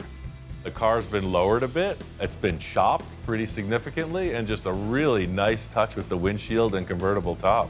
And it's got that weird back end. I mean, it is technically a truck.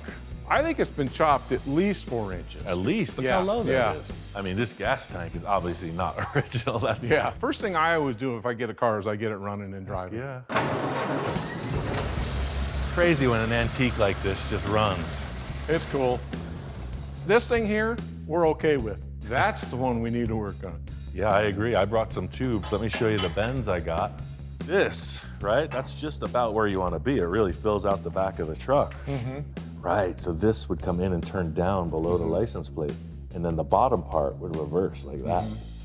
Yeah, just put a little spacer in there, huh? Yeah. Oh, that's cool. That's a great idea, Ian, right there. After laying out a few ideas, it seems like we got a good jumping off point with these large bends. That would look pretty cool, no? No, I like it. No, I like it, yeah. You heard the boss. Commence the building, Captain. That's the first part of it. It's gonna need 2 vertical bars where the chassis grabs this bumper, so if we do that, that'll keep it locked. Not only will the vertical bars support the bumper hoop, they will act as the mount to the chassis. And to my eye, the spacing looks like it can be improved on. So our chassis is as wide as this, right? Yeah. I feel like if we have our uprights this close to the end, it's gonna look funny, but the closer we can bring them into center, it'll look more proportional with our little detail in here, you know? Yeah. You know, we could favor it out to here. How do you feel about that? I'll be honest with you, I have no Are you idea. all right? You're losing me, Ian. Usually you don't lose me, but you lost me. This happens every time, man. See, my mind thinks in obtuse dimensions. My workflow style is purely alone. So I get a good idea in the heat of the moment, I execute it. I guess the flip side of that is not really being able to describe myself that well. No, dude, we're just gonna do this, that, and the other thing. It's gonna be fine, trust me. This bumper's coming out cool. I'm liking it. It's more art than it is function, right? That's what I said, you're an artist, man.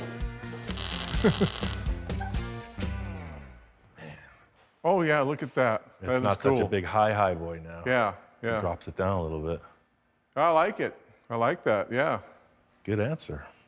The other answer might not. I almost don't want to open it up now. What the heck? Let's hang the plate in there and see what happens. It might be pretty slick if the plate just floated, like it didn't even attach to the bumper, you know? It was off the chassis just sitting there with a cool frame around it. Man, now you're confusing me, Ian. What the heck? Joe Schmo's Raceway, see you on Saturday. And that's kind of why I wanted to start this, because it's like, man, that has such a uniform, you know, feel to it. Would this have like a lot of busy metalwork on it because it's such a simple truck? I don't know. Yeah. This is all part of the creative debacle. I mean, once you change one thing, you sometimes got to change everything. Just like with the back, we made some progress, but in the front, like anything's possible, man. Style-wise, think about it. I mean, we could do another mini tube bumper like that for the front. Could be V'd out, could be a single tube. We could do 15 tubes. Anything can happen. My mind's all over the place now because of that. It is. Honest Ian's Bumper Building Service, here to consult and confuse on the daily.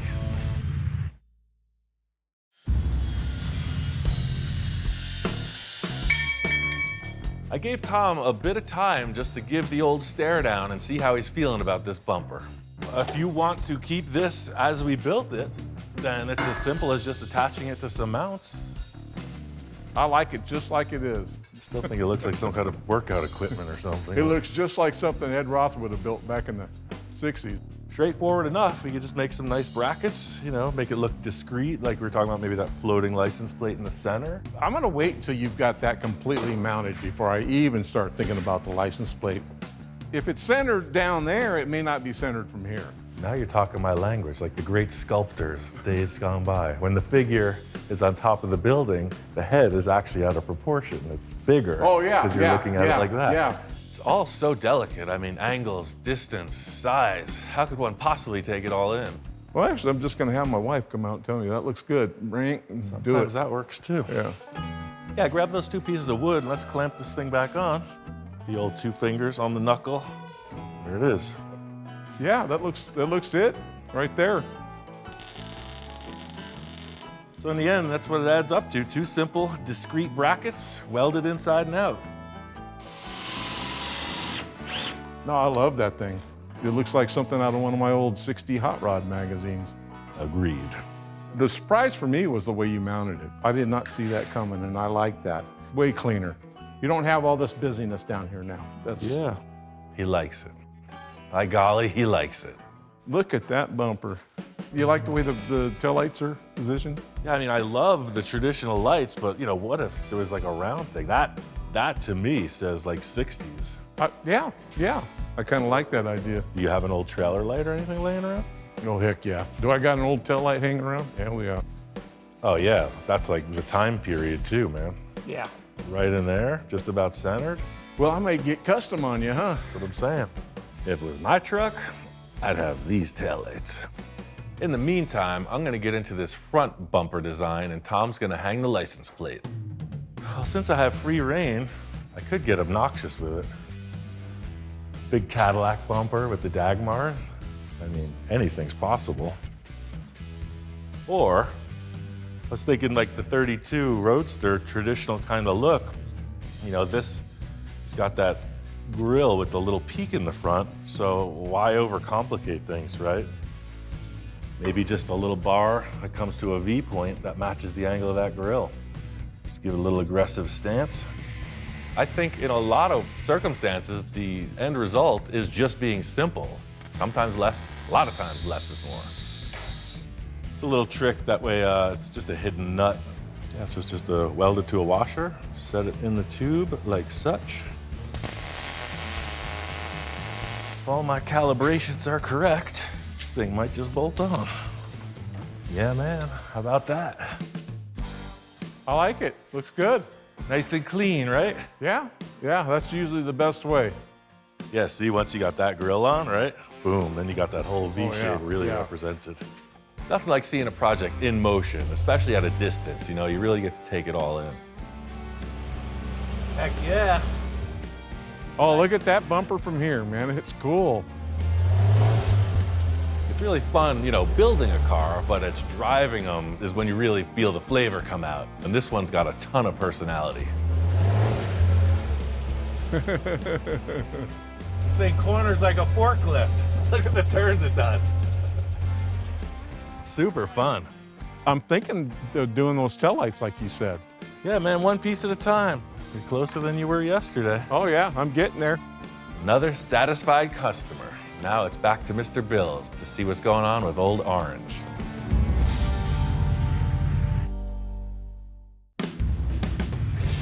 Back out here at Bill's Ranch, and he says the truck is ready to rock. Well, there's your pickup. Had my guys do a little work on it. Yeah. Doesn't it look great? I love how they treated the paint. Yeah, my full guy does a good job. Yeah, no kidding. Look at that roof. It's like it was never even changed. Yep, the roof is perfect. Cool job.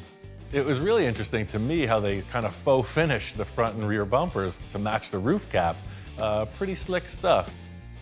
Because when you open the door, it's like the dashboard and the top, they make a statement together. Yep. That's really what I was hoping for. There's something about the white paint, when I put that new skin on, it's just like, wow, it kind of brightens the whole truck up. It's interesting.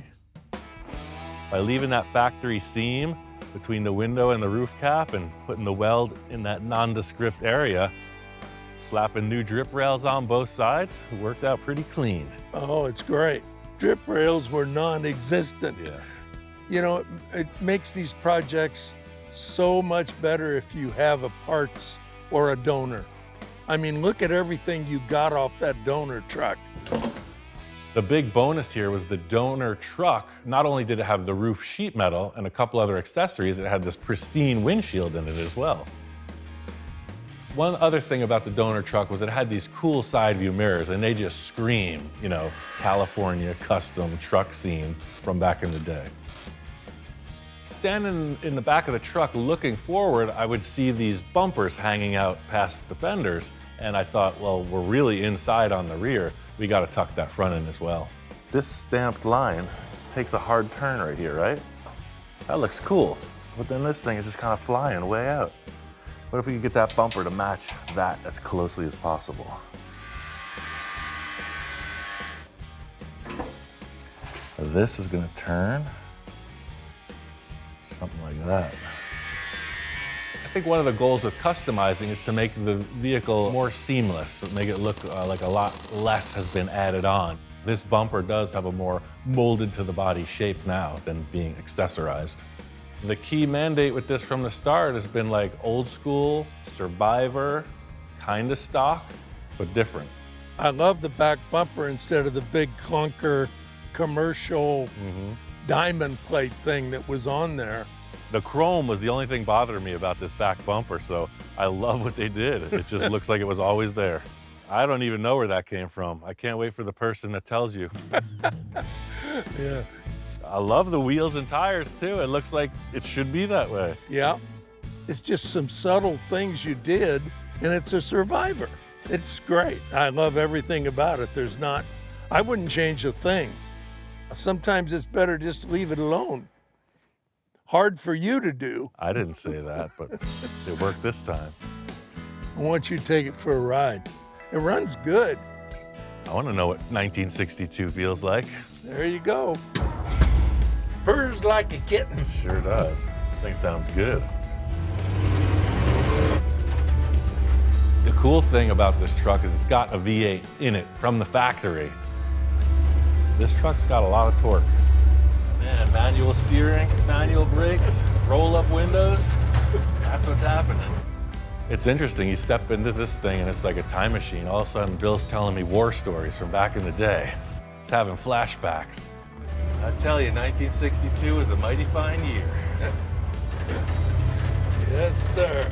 I've driven a lot of different vehicles, but there's something about the pickup trucks in the 60s, they really hit a different stride. They went from this almost tractor style driving, like very archaic, to this thing, even with a solid axle, it's got smoothness and it's got power. I'm not sure what it is specifically about trucks, but it's kind of like the family dog, right? Where it's just like, it's always there, it's always reliable. It's just a unique thing. I gotta say, it's authentic, man. Yeah, I think it's a keeper, Ian. Bill is one happy customer, I gotta say. You could tell in the tone of his voice when he's satisfied and he's like, yeah, this is just what I needed. Everything about him has always sort of been the same way. He's like, not as wild as you, man. It's like, I like some cool stuff, I like custom stuff, but let's not get too far. It's interesting how things stack up. There was a lot of trucks going on in the past month or so, so I don't know, maybe I'm getting the itch. Might be time for one for myself.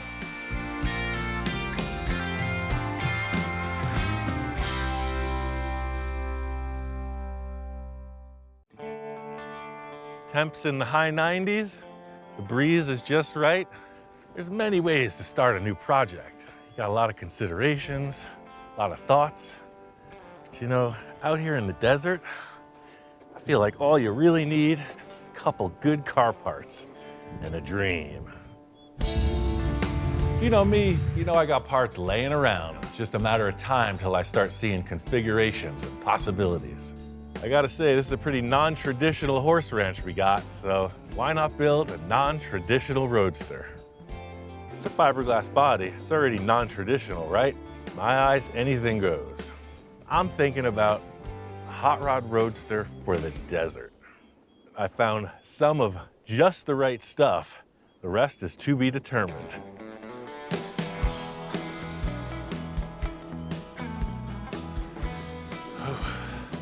I can only remember which way was north. My shop's around here somewhere. All this wandering around the desert can really wear a guy out. As you can see, I am in need of some transportation. Water. Water. Got a little body, got a little chassis, and I got an engine. This fine piece of Americana. Some folks say it's a 360, some folks say it's a 390. Universal agreement is it's a Ford FE engine from 1975. What do I know? It had some cool valve covers, so I bought it. What can I say? I like sparkly things. I mean, big old valve covers, sold. Next on the list of parts is this gem. 1991 Ford Ranger chassis, two-wheel drive. It's got this twin I-beam front suspension, really strong. They make awesome pre-runners. The rear suspension is soft. They ride great out in the Wild West. The 3 Fs, Ford, Ford, and Ford. This isn't my first foray into building a desert-inspired vehicle. I made Mr. T, which came out really cool. I built my wife Jamie this awesome dune buggy, and then of course, the Pinter Sector. It's something I've learned living out here. You need a vehicle that can take the bumps, they can get dirty, and keep on ticking. I mean, they all turned out really good, but this time I'm looking for something a little more purpose-built, but still with that funky style. Like most of my great ideas, it's not as easy as just putting together a puzzle. Body's definitely not designed to fit this chassis, and for me, of course, it's all about the look. Like, the wheelbase is radically different. I mean, this is a pretty noodly looking chassis here. It's all over the place. I mean, look at this roller coaster effect. I don't know where they came up with that or why. When you look at the Model A or T, it looks like a ladder. That doesn't bother me. I'm gonna put this body on, start making adjustments. That's the essence of hot rodding, right? Just do what you can with the stuff you got lying around. Well, the chassis is not too wide. Look how the wheel arch is so far away from where the tire is. Problem number 1. It looks like the body's got to be sitting somewhere in that orientation. The wheelbase looks extremely long as well. You can see how much the chassis is hanging out of the back end of this rig. One of my main challenges at this point is to not cut the chassis. I don't want to disrupt the geometry of the way this thing was built from the factory. I gotta find a way to make it look good in stock form. Well, we know the body don't fit. Let's see how bad the engine mashup is. This truck would have a V6 or a 4-cylinder in it, and I'm stuffing a big old Ford engine in it. That's all about the mock-up stage, right? Just keeping an open mind. We're just kind of stacking parts as usual. So the stock engine would want to fit here, where this little cross member is. What if we took the engine, moved it rearward, and dropped it down so that it would be straddling that cross member back to the firewall, like it should be in a Roadster. And then you got the look of the hot rod with the tires out front, no? Not looking at the chassis, I'm just looking at this. Body and the engine have to look good together. I'm not looking at the front of the chassis or the rear of the chassis. It looks good. You might be wondering, Ian, are you suffering from heat exhaustion? Do you need glasses? The answer is yes, and probably yes. That engine works, like clears the cross member, it's very low. You know, what if I lowered the body? What if I notched it to kind of fit up with the engine again for that hot rod look? Ooh, that's looking better. You know, that don't look half bad. Puts a little rake in the body too. I was originally thinking I was gonna, oh man, I'm gonna drop that body right down over the chassis, but right away I'm thinking about hot rodding, right? So I'm like, oh yeah, channel the body over the chassis, get that ultimate look. But upon further investigation, maybe that's not the best idea. So right now, this is like the Flintstone special. The unfortunate aspect of channeling it is as the body comes down, the floor seemingly rises up, less interior room. Feels like you're in the car. If I'm sitting 10 inches higher, then all of a sudden you're out of the car. This is actually a running theme through pretty much every one of my projects. Shrink it down, it looks so cool, the tires look massive next to it, and then you put this big carcass in there and everything changes. I have to fit in it one way or another, and that's a pretty big task. I gotta try to fit my big fat task in this car. Being that this is an off-road desert car, I definitely wanna have some kind of canopy over me, and a roll cage is a great place to put that sunshade, so roll cage is a definite. But I'm thinking, what if I left the body up in the back and raked it even more in the front? Like, what if I took some off of the nose of this thing and just dropped it down? What if it sat on the car like that, but lower? It's starting to get a little funky attitude right there. Yeah, I'll put the valve covers up here. That's what you want to see, too. I think I just made up your mind. By cutting this back, like this body line, look, it would kind of transfer into this a little bit better. See, they're not perfectly parallel, but they're definitely more in agreement than they were. That way this just kind of rolls off and it shows the frame. I'll throw the dice, commit, and cut. Ooh. Maybe we drop the engine a little. I love the valve covers being up like that. This makes the engine look so much more pronounced. This is what I was hoping for, you know, just one quick move and that sets the whole project in motion. The last thing I had was this cool grill. You know what I'm saying? Something in this area, I don't know. This is gonna have some kind of off-road tires. You think I got everything in order before I start the project? Heck no. This is just the mock-up phase. We're on our way. All that's left to do is everything. Typical business at Rancho Russello. What this thing needs next is a little TLC, a little tender loving cutting. Got some ideas. We've got our initial mock-up in place. Now it's time to bring some envisioning to life, my favorite pastime. This is where I want the body to land for here, ever after. I'm really not happy with seeing this trailer hitch and all this cross member stuff. I'm gonna put a roll cage in it, but firstly, I wanna get rid of this rear cross member and replace it with a round tube. It'll look a little bit more race truck. The whole idea here is to make it appear like with a hot rod, you know, pretty much the tires are the main statement, not a bunch of extra stuff. You know, a truck would have bumpers, a tow hitch, none of that on this rig. Chassis rails are gonna stay because they're supporting the leaf spring perches. I'm gonna make the tube frame first and then cut all this out. For this part of the project and the rest of all the tubing fabrication, I'm using 1.5" with 1/8" inch wall, round tube. Probably not the stoutest choice for a serious off-road machine, but for this desert cruiser, it'll be perfect. The thing about off-road vehicles is like the functionality, these tube structures, that's the aesthetic. These things get tricked out. Some look super techy and some are more artsy. Mine would be more artsy, still looking techy.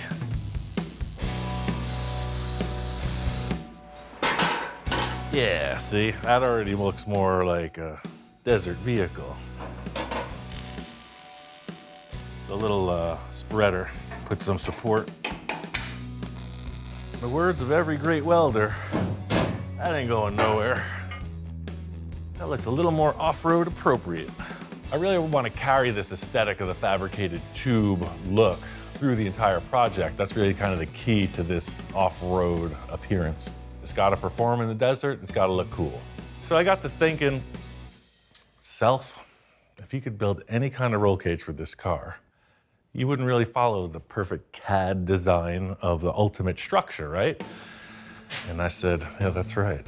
So why don't we curve some tubes to match the back of the car? So I did, and here it is. It has the potential to follow in the back of that car, does it not? But it'll also add something, the funk factor. So they don't turn down, they turn to wherever they land on the rear hoop, like that. So we spliced it with a straight shot. Does that look weird to you? Looks pretty weird to me. Let's carry on. In a perfect hot rod world, you'd have a chop top, right? But this isn't that type of thing. Headroom is gonna matter. Most of the time, it's all about the look, right? Like, I don't care if I'm crunched in there like a monster. But if you've been off-road and ever had the roll bar banging against your head for the entire ride, you change your mind about things.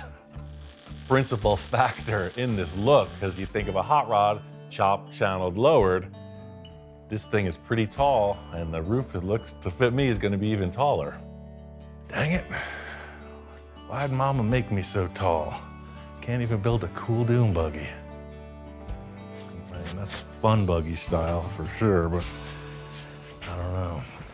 That looks really tall. The real challenge here is to have a true roll cage, it's gotta protect your neck. And if it doesn't, then what is it? At the same time, you don't want it to look like, you know, one of those big hi-hats. So I think what's gonna sell this is having the rest of the cage in place. Right now, it's just throwing me off because I'm thinking about like a Manx-style buggy where it just have one hoop over the back and that proportions everything. We're gonna have a structure. Did a little trimming and I cut down the overhead roll bars as much as I felt comfortable doing. I wanna get the rest of the cage structure in place and then see how it feels. So these little cuts here are called fish mouths because that's why. The whole idea here is it's adjustable. Right now, these little fish mouths will allow these bars to pivot, so just kind of centering some stuff. Once you start climbing in, and you're 6'2",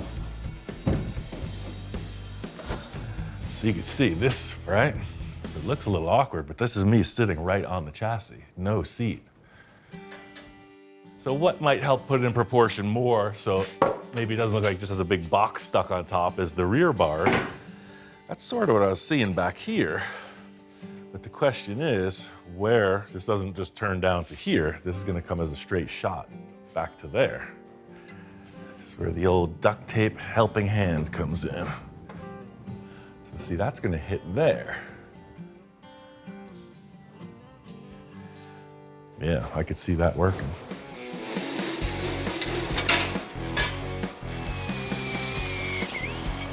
I'll plug weld outside of this joint, and then it'll have this big, strong center. Very strong.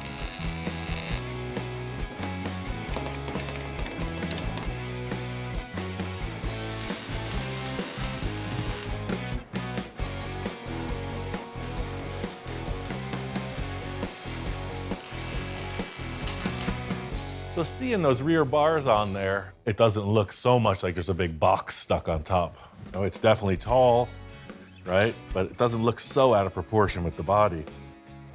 You know, I want to cut the front of this off and then decide what the tubes do going back to the cage. But the steering box is going to be the limiting factor because it's ahead of this cross member. So you could see, got a big old steering box sticking out ahead of the thing. I guess I'll just keep it at that. I'll cut right to that box. Just like the back of the chassis stuck out so far, the front of this chassis is going to stick out as well. Sometimes limitations are a good thing. You know, we can all just dream of idyllic situations, but occasionally, you gotta work with what you got. But I think maybe a curve in the nose section, instead of coming down to a hard taper like that. I'm thinking maybe it'll have like a bend, you know, it'll just curve up and forward. Because I'm trying to make the front of the chassis look as minimal as possible. Yeah, so see, I was seeing something like that as the front of the chassis instead. And maybe I could pull that back to say here. And it gets that hard edge off the front of the chassis. That steering box is definitely a permanent install. We're gonna work around it. Oh yeah. Looks like a hood line now, albeit a long hood. At least it has some kind of a flow. Before I get the front part of the cage welded, I want to get the engine in. The positioning of the engine is pretty critical. This is what I was really trying to show off. Get that, I mean, these valve covers, they're not gonna be yellow in the end, obviously, but it lets me express my enthusiasm.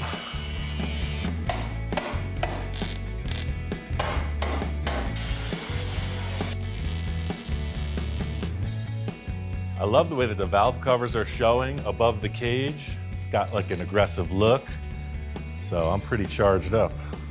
It's all about flavor, right? It's time to get the old spice rack out, get to work.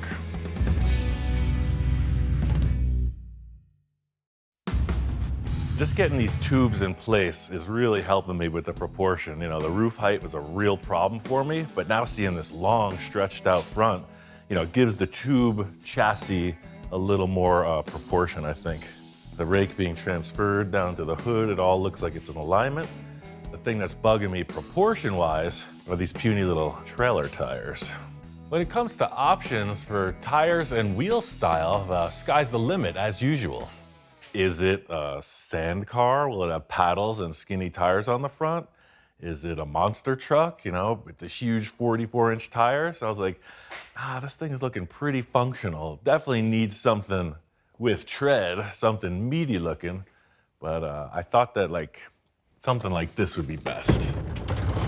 Yeah, I saw an ad for these babies, and it just seemed right. They're 35 by 12.5 on these centerline style wheels, and so you could really see the difference between these guys and the 14-inch trailer units. Yeah, look at that. That's quite a bit larger. When I saw these tires, I knew they were just the right thing. The first thing it made me think of is one of those RC cars that are like so capable, you know, jumping and going over everything. Even though it's a hot rod, the big and little combo isn't really what I'm thinking for the desert. That beefs it up a bit. Oh yeah, this changes the proportion issue like 100%. All of a sudden, it looks like it should be this way. That's what I was looking for, even though I didn't know what I was looking for. I love the discovery process of these builds. You know, you just get apart, move forward, make a couple decisions, find some more stuff, carry on.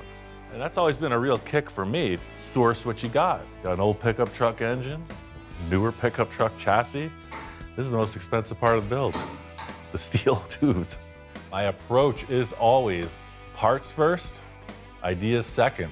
The parts lead to the ideas. It's like looking in front of you at a buffet.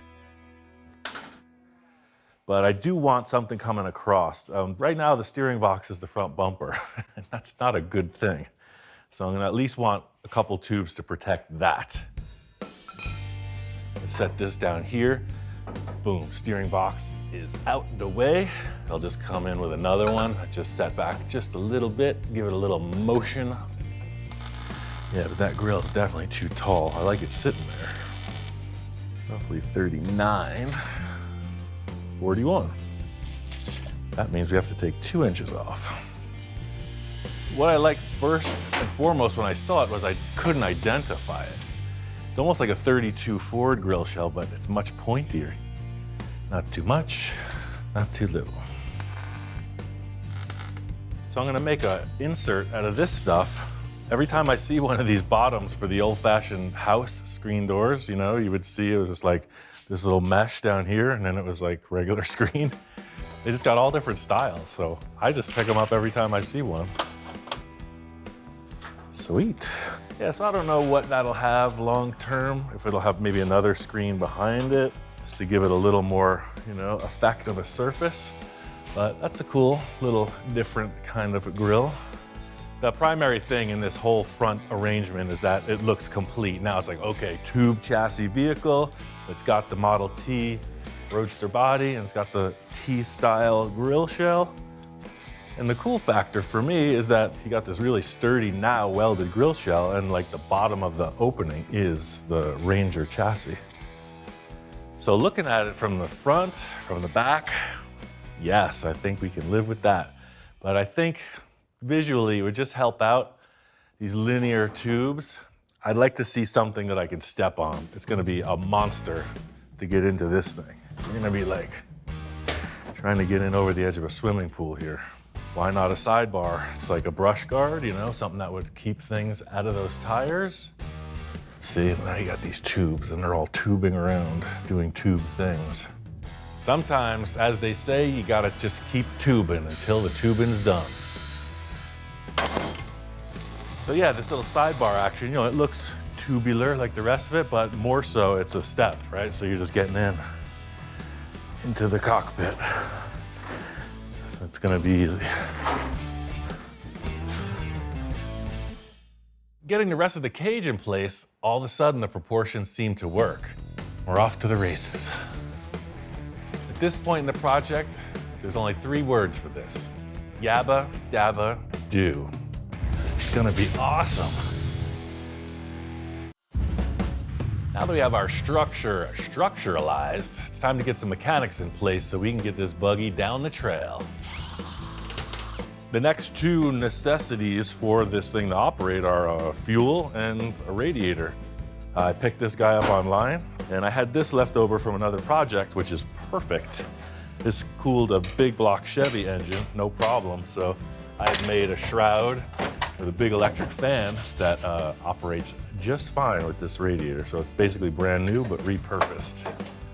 I know I'm gonna put the gas tank down here underneath. So this bar is gonna come across here to support the tank. And I'm gonna have to notch into the body a little bit. All right, I'll give that up, right? You see those race cars with like the parachute on the back, it's a little box on the back of the car? Fine, I got a box on the back of the car. The second thing, where does the radiator go back here? I've seen buggies, trucks, where they'll mount them on this bar here, kind of angled. Ultimately, it comes down to the look. I don't want a big aluminum panel up here with a fan showing. There's gonna be airflow right through here. So I was thinking about getting this radiator mounted somewhere in the body with some sort of duct or something. First thing I want to do is just get this gas tank in. Bottom line here is it comes down to function, right? It's got to look good and it's got to work. But primarily for me, it's got to look good. Yeah, it gives it a little bit of that junk in the trunk look. I like it. It works good. The next thing is that radiator. That's where the plot thickens. The body lines on the Model T, they're very petite, so to speak, and the radiator I'm choosing is very large, so therein lies the mashup. Can't put the radiator in front, that's a challenge. I kind of see the radiator sitting in the body, but I want to open the body a bit so that it can get a lot of air, obviously. Cutting like what you would see for a rumble seat, like this used to be a lid, and then maybe we can push this down a little bit to expose the radiator more, or maybe we just cut it out as if it was just an open panel. Just in thinking about hot rods and old Fords, I'm like, man, maybe like the Model A style where there was a rumble seat in the back, maybe make an open area where there could have been a lid and sink the radiator in there.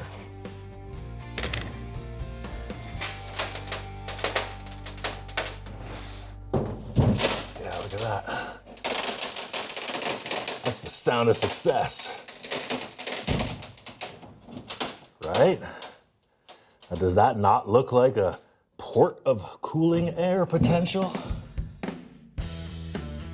I like it already. So what I was thinking is if I could get this thing in the body, you wouldn't have to see a heck of a lot of it.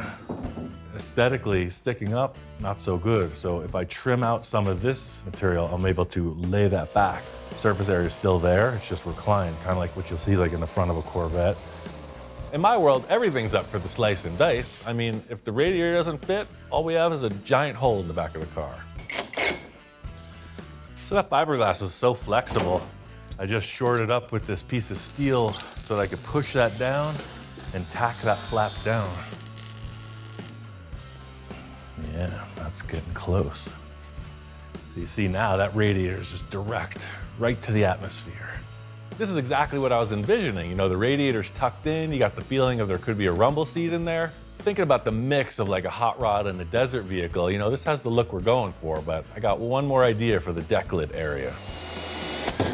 So let's see if we were to do another one, and at about that distance, I think. This is just something I've seen in race cars to lighten them, etc. But I'm like, I need some airflow. It'll help come down into the radiator and out the back of the car. So it kind of looks more racy and it works to move the air. Heck yeah, that's looking more like it now. The old Swiss cheese effect. I gotta say, I'm pretty relieved. It's a pretty unorthodox approach, but I think it's gonna work. So for the next thing, aesthetics-wise and function-wise, of course, is the intake and the exhaust, you know, like how's it breathe? That's always a huge part of the character of a machine as well. And I got a couple ideas. Something old, something new.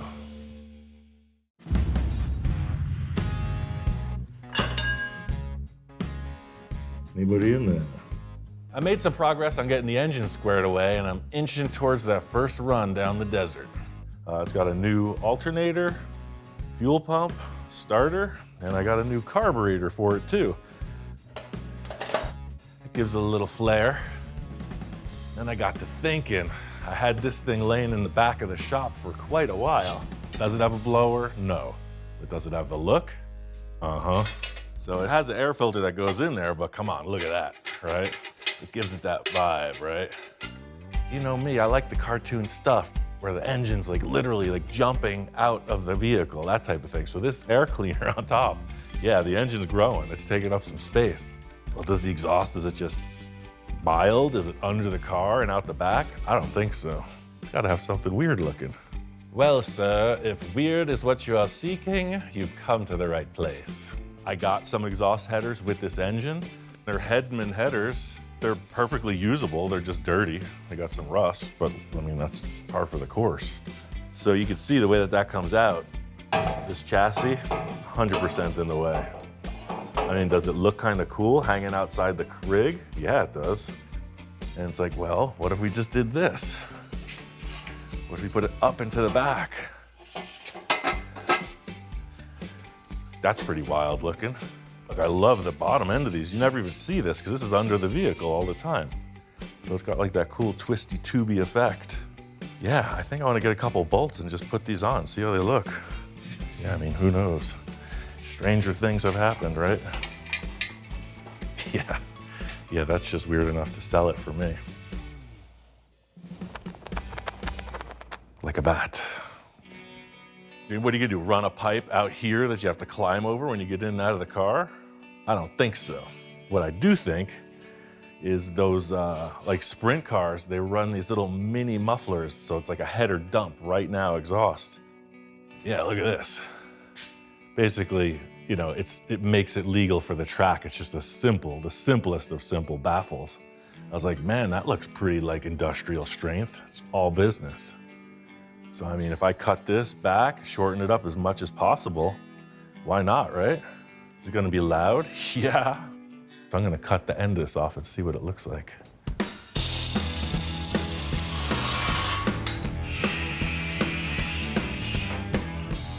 I'll weld that right on.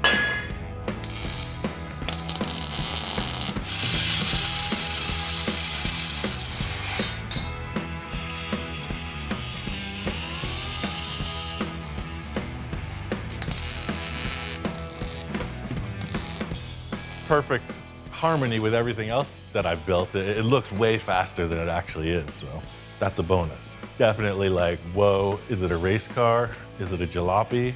What's going on here?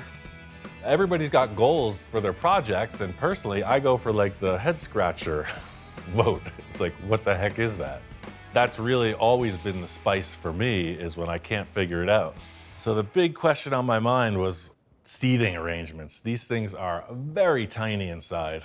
Once I put that transmission in, I was like, whoa, whoa, whoa, whoa, whoa. We ran out of room real quick.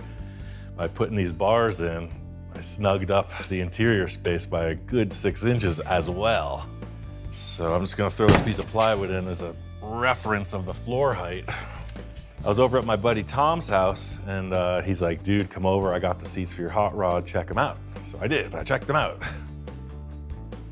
Ford Econoline van seats. I love the green and black two-tone. This curved bottom, it's super cool. I chucked it in the car. Look at that, is that not perfection? The height, the colors, the stitching, the fact that it's Ford, everything on this is Ford, it's awesome. I mean, yes, yes, and yes. But there was one thing I wasn't considering, and that's this. Look what happens when you put this in that.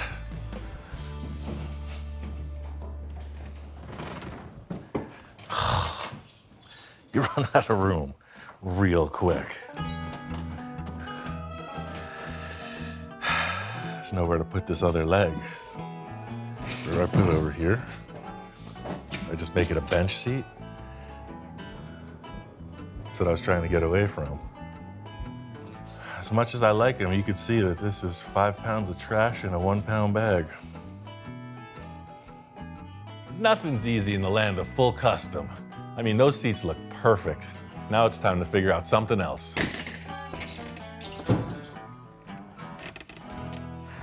See, by sitting down lower, you got some room.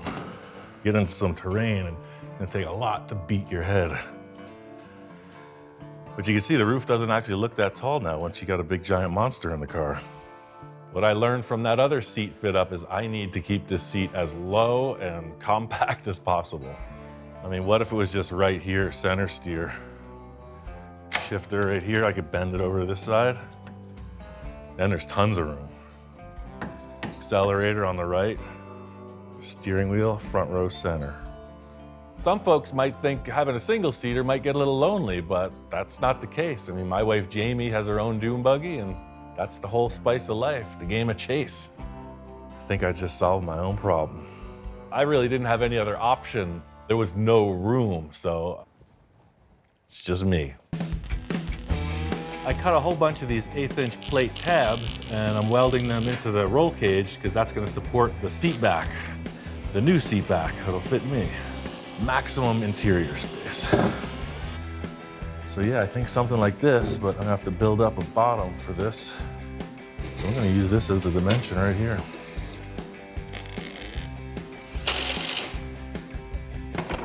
Set up my marks. So see this angle here? Just locks it in, locks it to the back. It ain't going nowhere. It's not gonna have any formal floors. It's just a screen. I got this expanded mesh. So yeah, I'm just gonna make a couple templates, cut it out for the floor pans.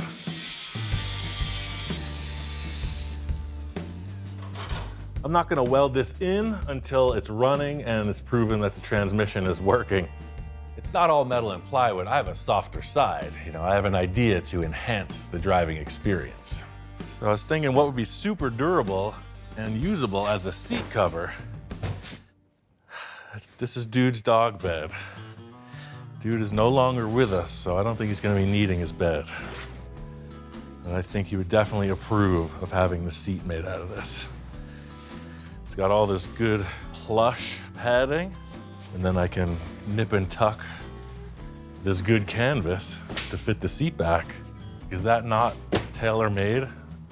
Yes, it's true in his younger years, Dude was a little hesitant to share his prized possessions. This is being repurposed. It's just part of what we do here. I know, it's your favorite accessory, but look at that. Don't look so concerned, man. I'll get you another one. As time went on, his priorities changed. He became a little more open to sharing and repurposing part of his lifestyle. I mean, besides treats, one of the dude's favorite pastimes was actually just laying around, so I think the shop inspector would approve. Mechanically, it's represented. It's all there, from the seat to the radiator, exhaust, etc. What's it gonna look like in the end? I don't know. This cage has a pretty strong presence. The T Roadster has sort of faded away. It's its own thing now. You know me, as usual, I got a couple ideas. I have a few more final details to attend to in the upholstery department, but we're getting there. I can almost taste the sand in my teeth.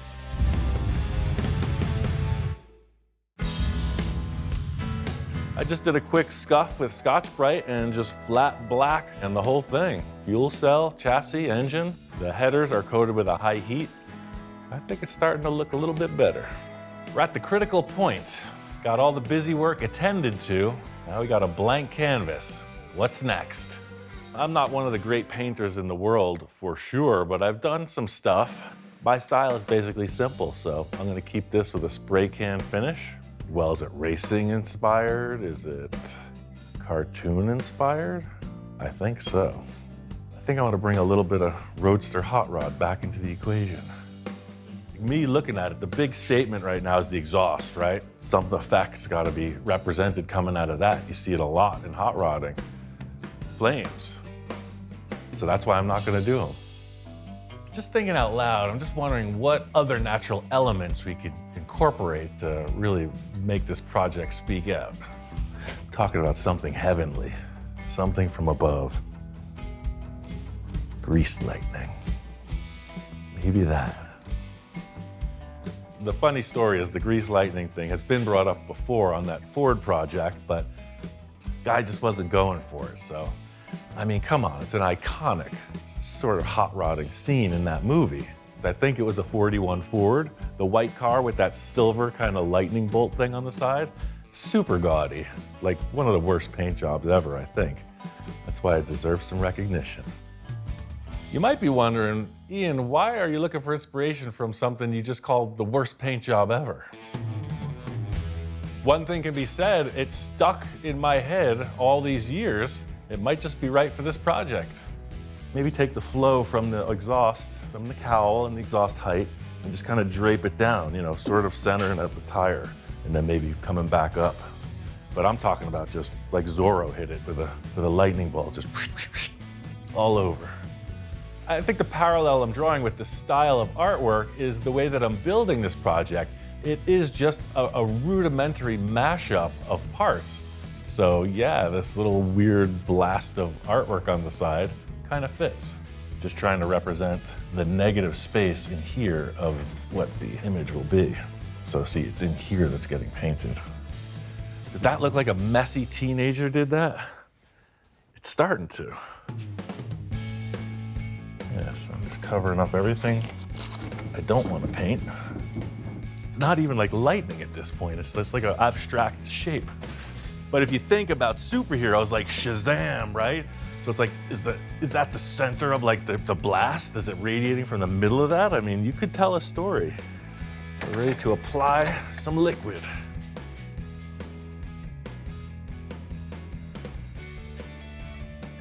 Not a man of indecision. Once you give it the double take to certify, what else is there? It's about as low tech as it gets. So this is called stainless steel, this color. This isn't gonna be just a simple, one-shot deal on the layout. So I'm leaving the rest of the car masked and I'm just pulling back against that negative shape of the design. Guy in his garage. Can of spray paint and a dream. That's weird. That's weird enough to be a keeper. Checking this out, it's like, yeah, it gives you a feeling of motion. The body was pretty boring, just this matte black shape. So this little graphic really spices it up. What I'm thinking is a border on the silver. Gives it a nice little frame surrounding that. I have a plethora of options here. I've got some pink, got some blue, and I could go wild with it. Look at that pearl. I don't know, that could really take it over the top, huh? I got options, I got spray cans. We'll see what develops. I mean, anything can happen. And then we ride.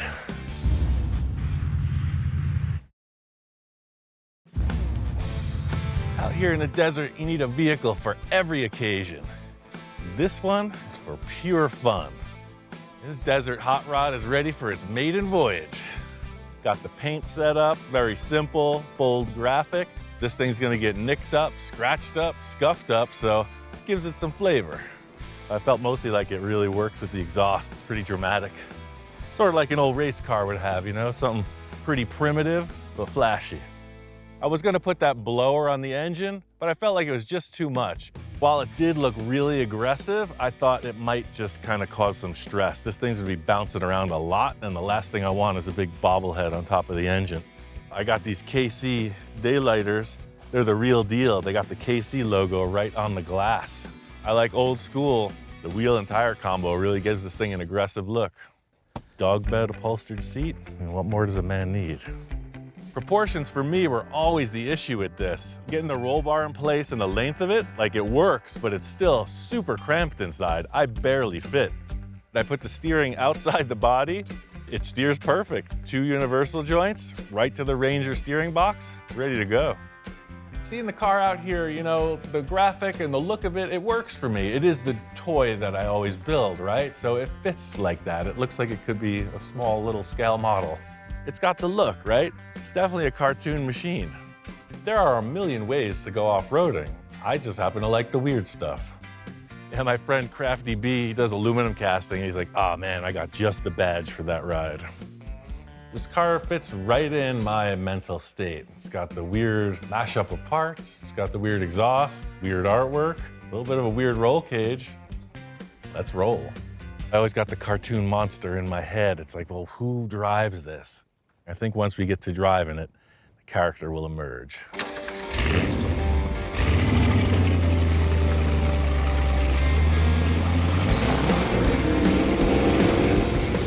This rig is perfect for this environment. You know, it was built exactly for this terrain.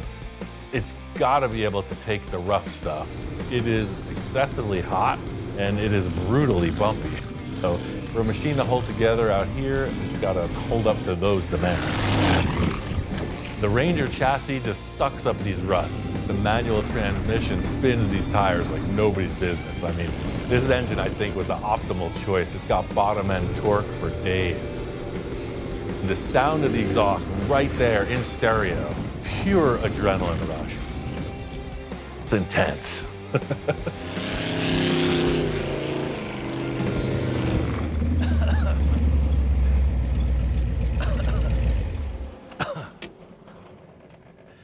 I mean, how much more fun than that do you need? I call that a success. Feels good. It's exactly what I needed to ride around in out here. I don't know, something just struck me. I think I might have met my soulmate. This is how it's meant to look. That's why I didn't want to get crazy with the paint job. It's supposed to look dirty and desertified. I mean, dude would definitely appreciate this. Even after being out here for the whole shakedown run, this project still doesn't have a name. Definitely has something to do with dirt. I'll give it that. I gotta say, I need some chapstick and an ice-cold adult beverage after all that. What a day. It's time to have a little more fun.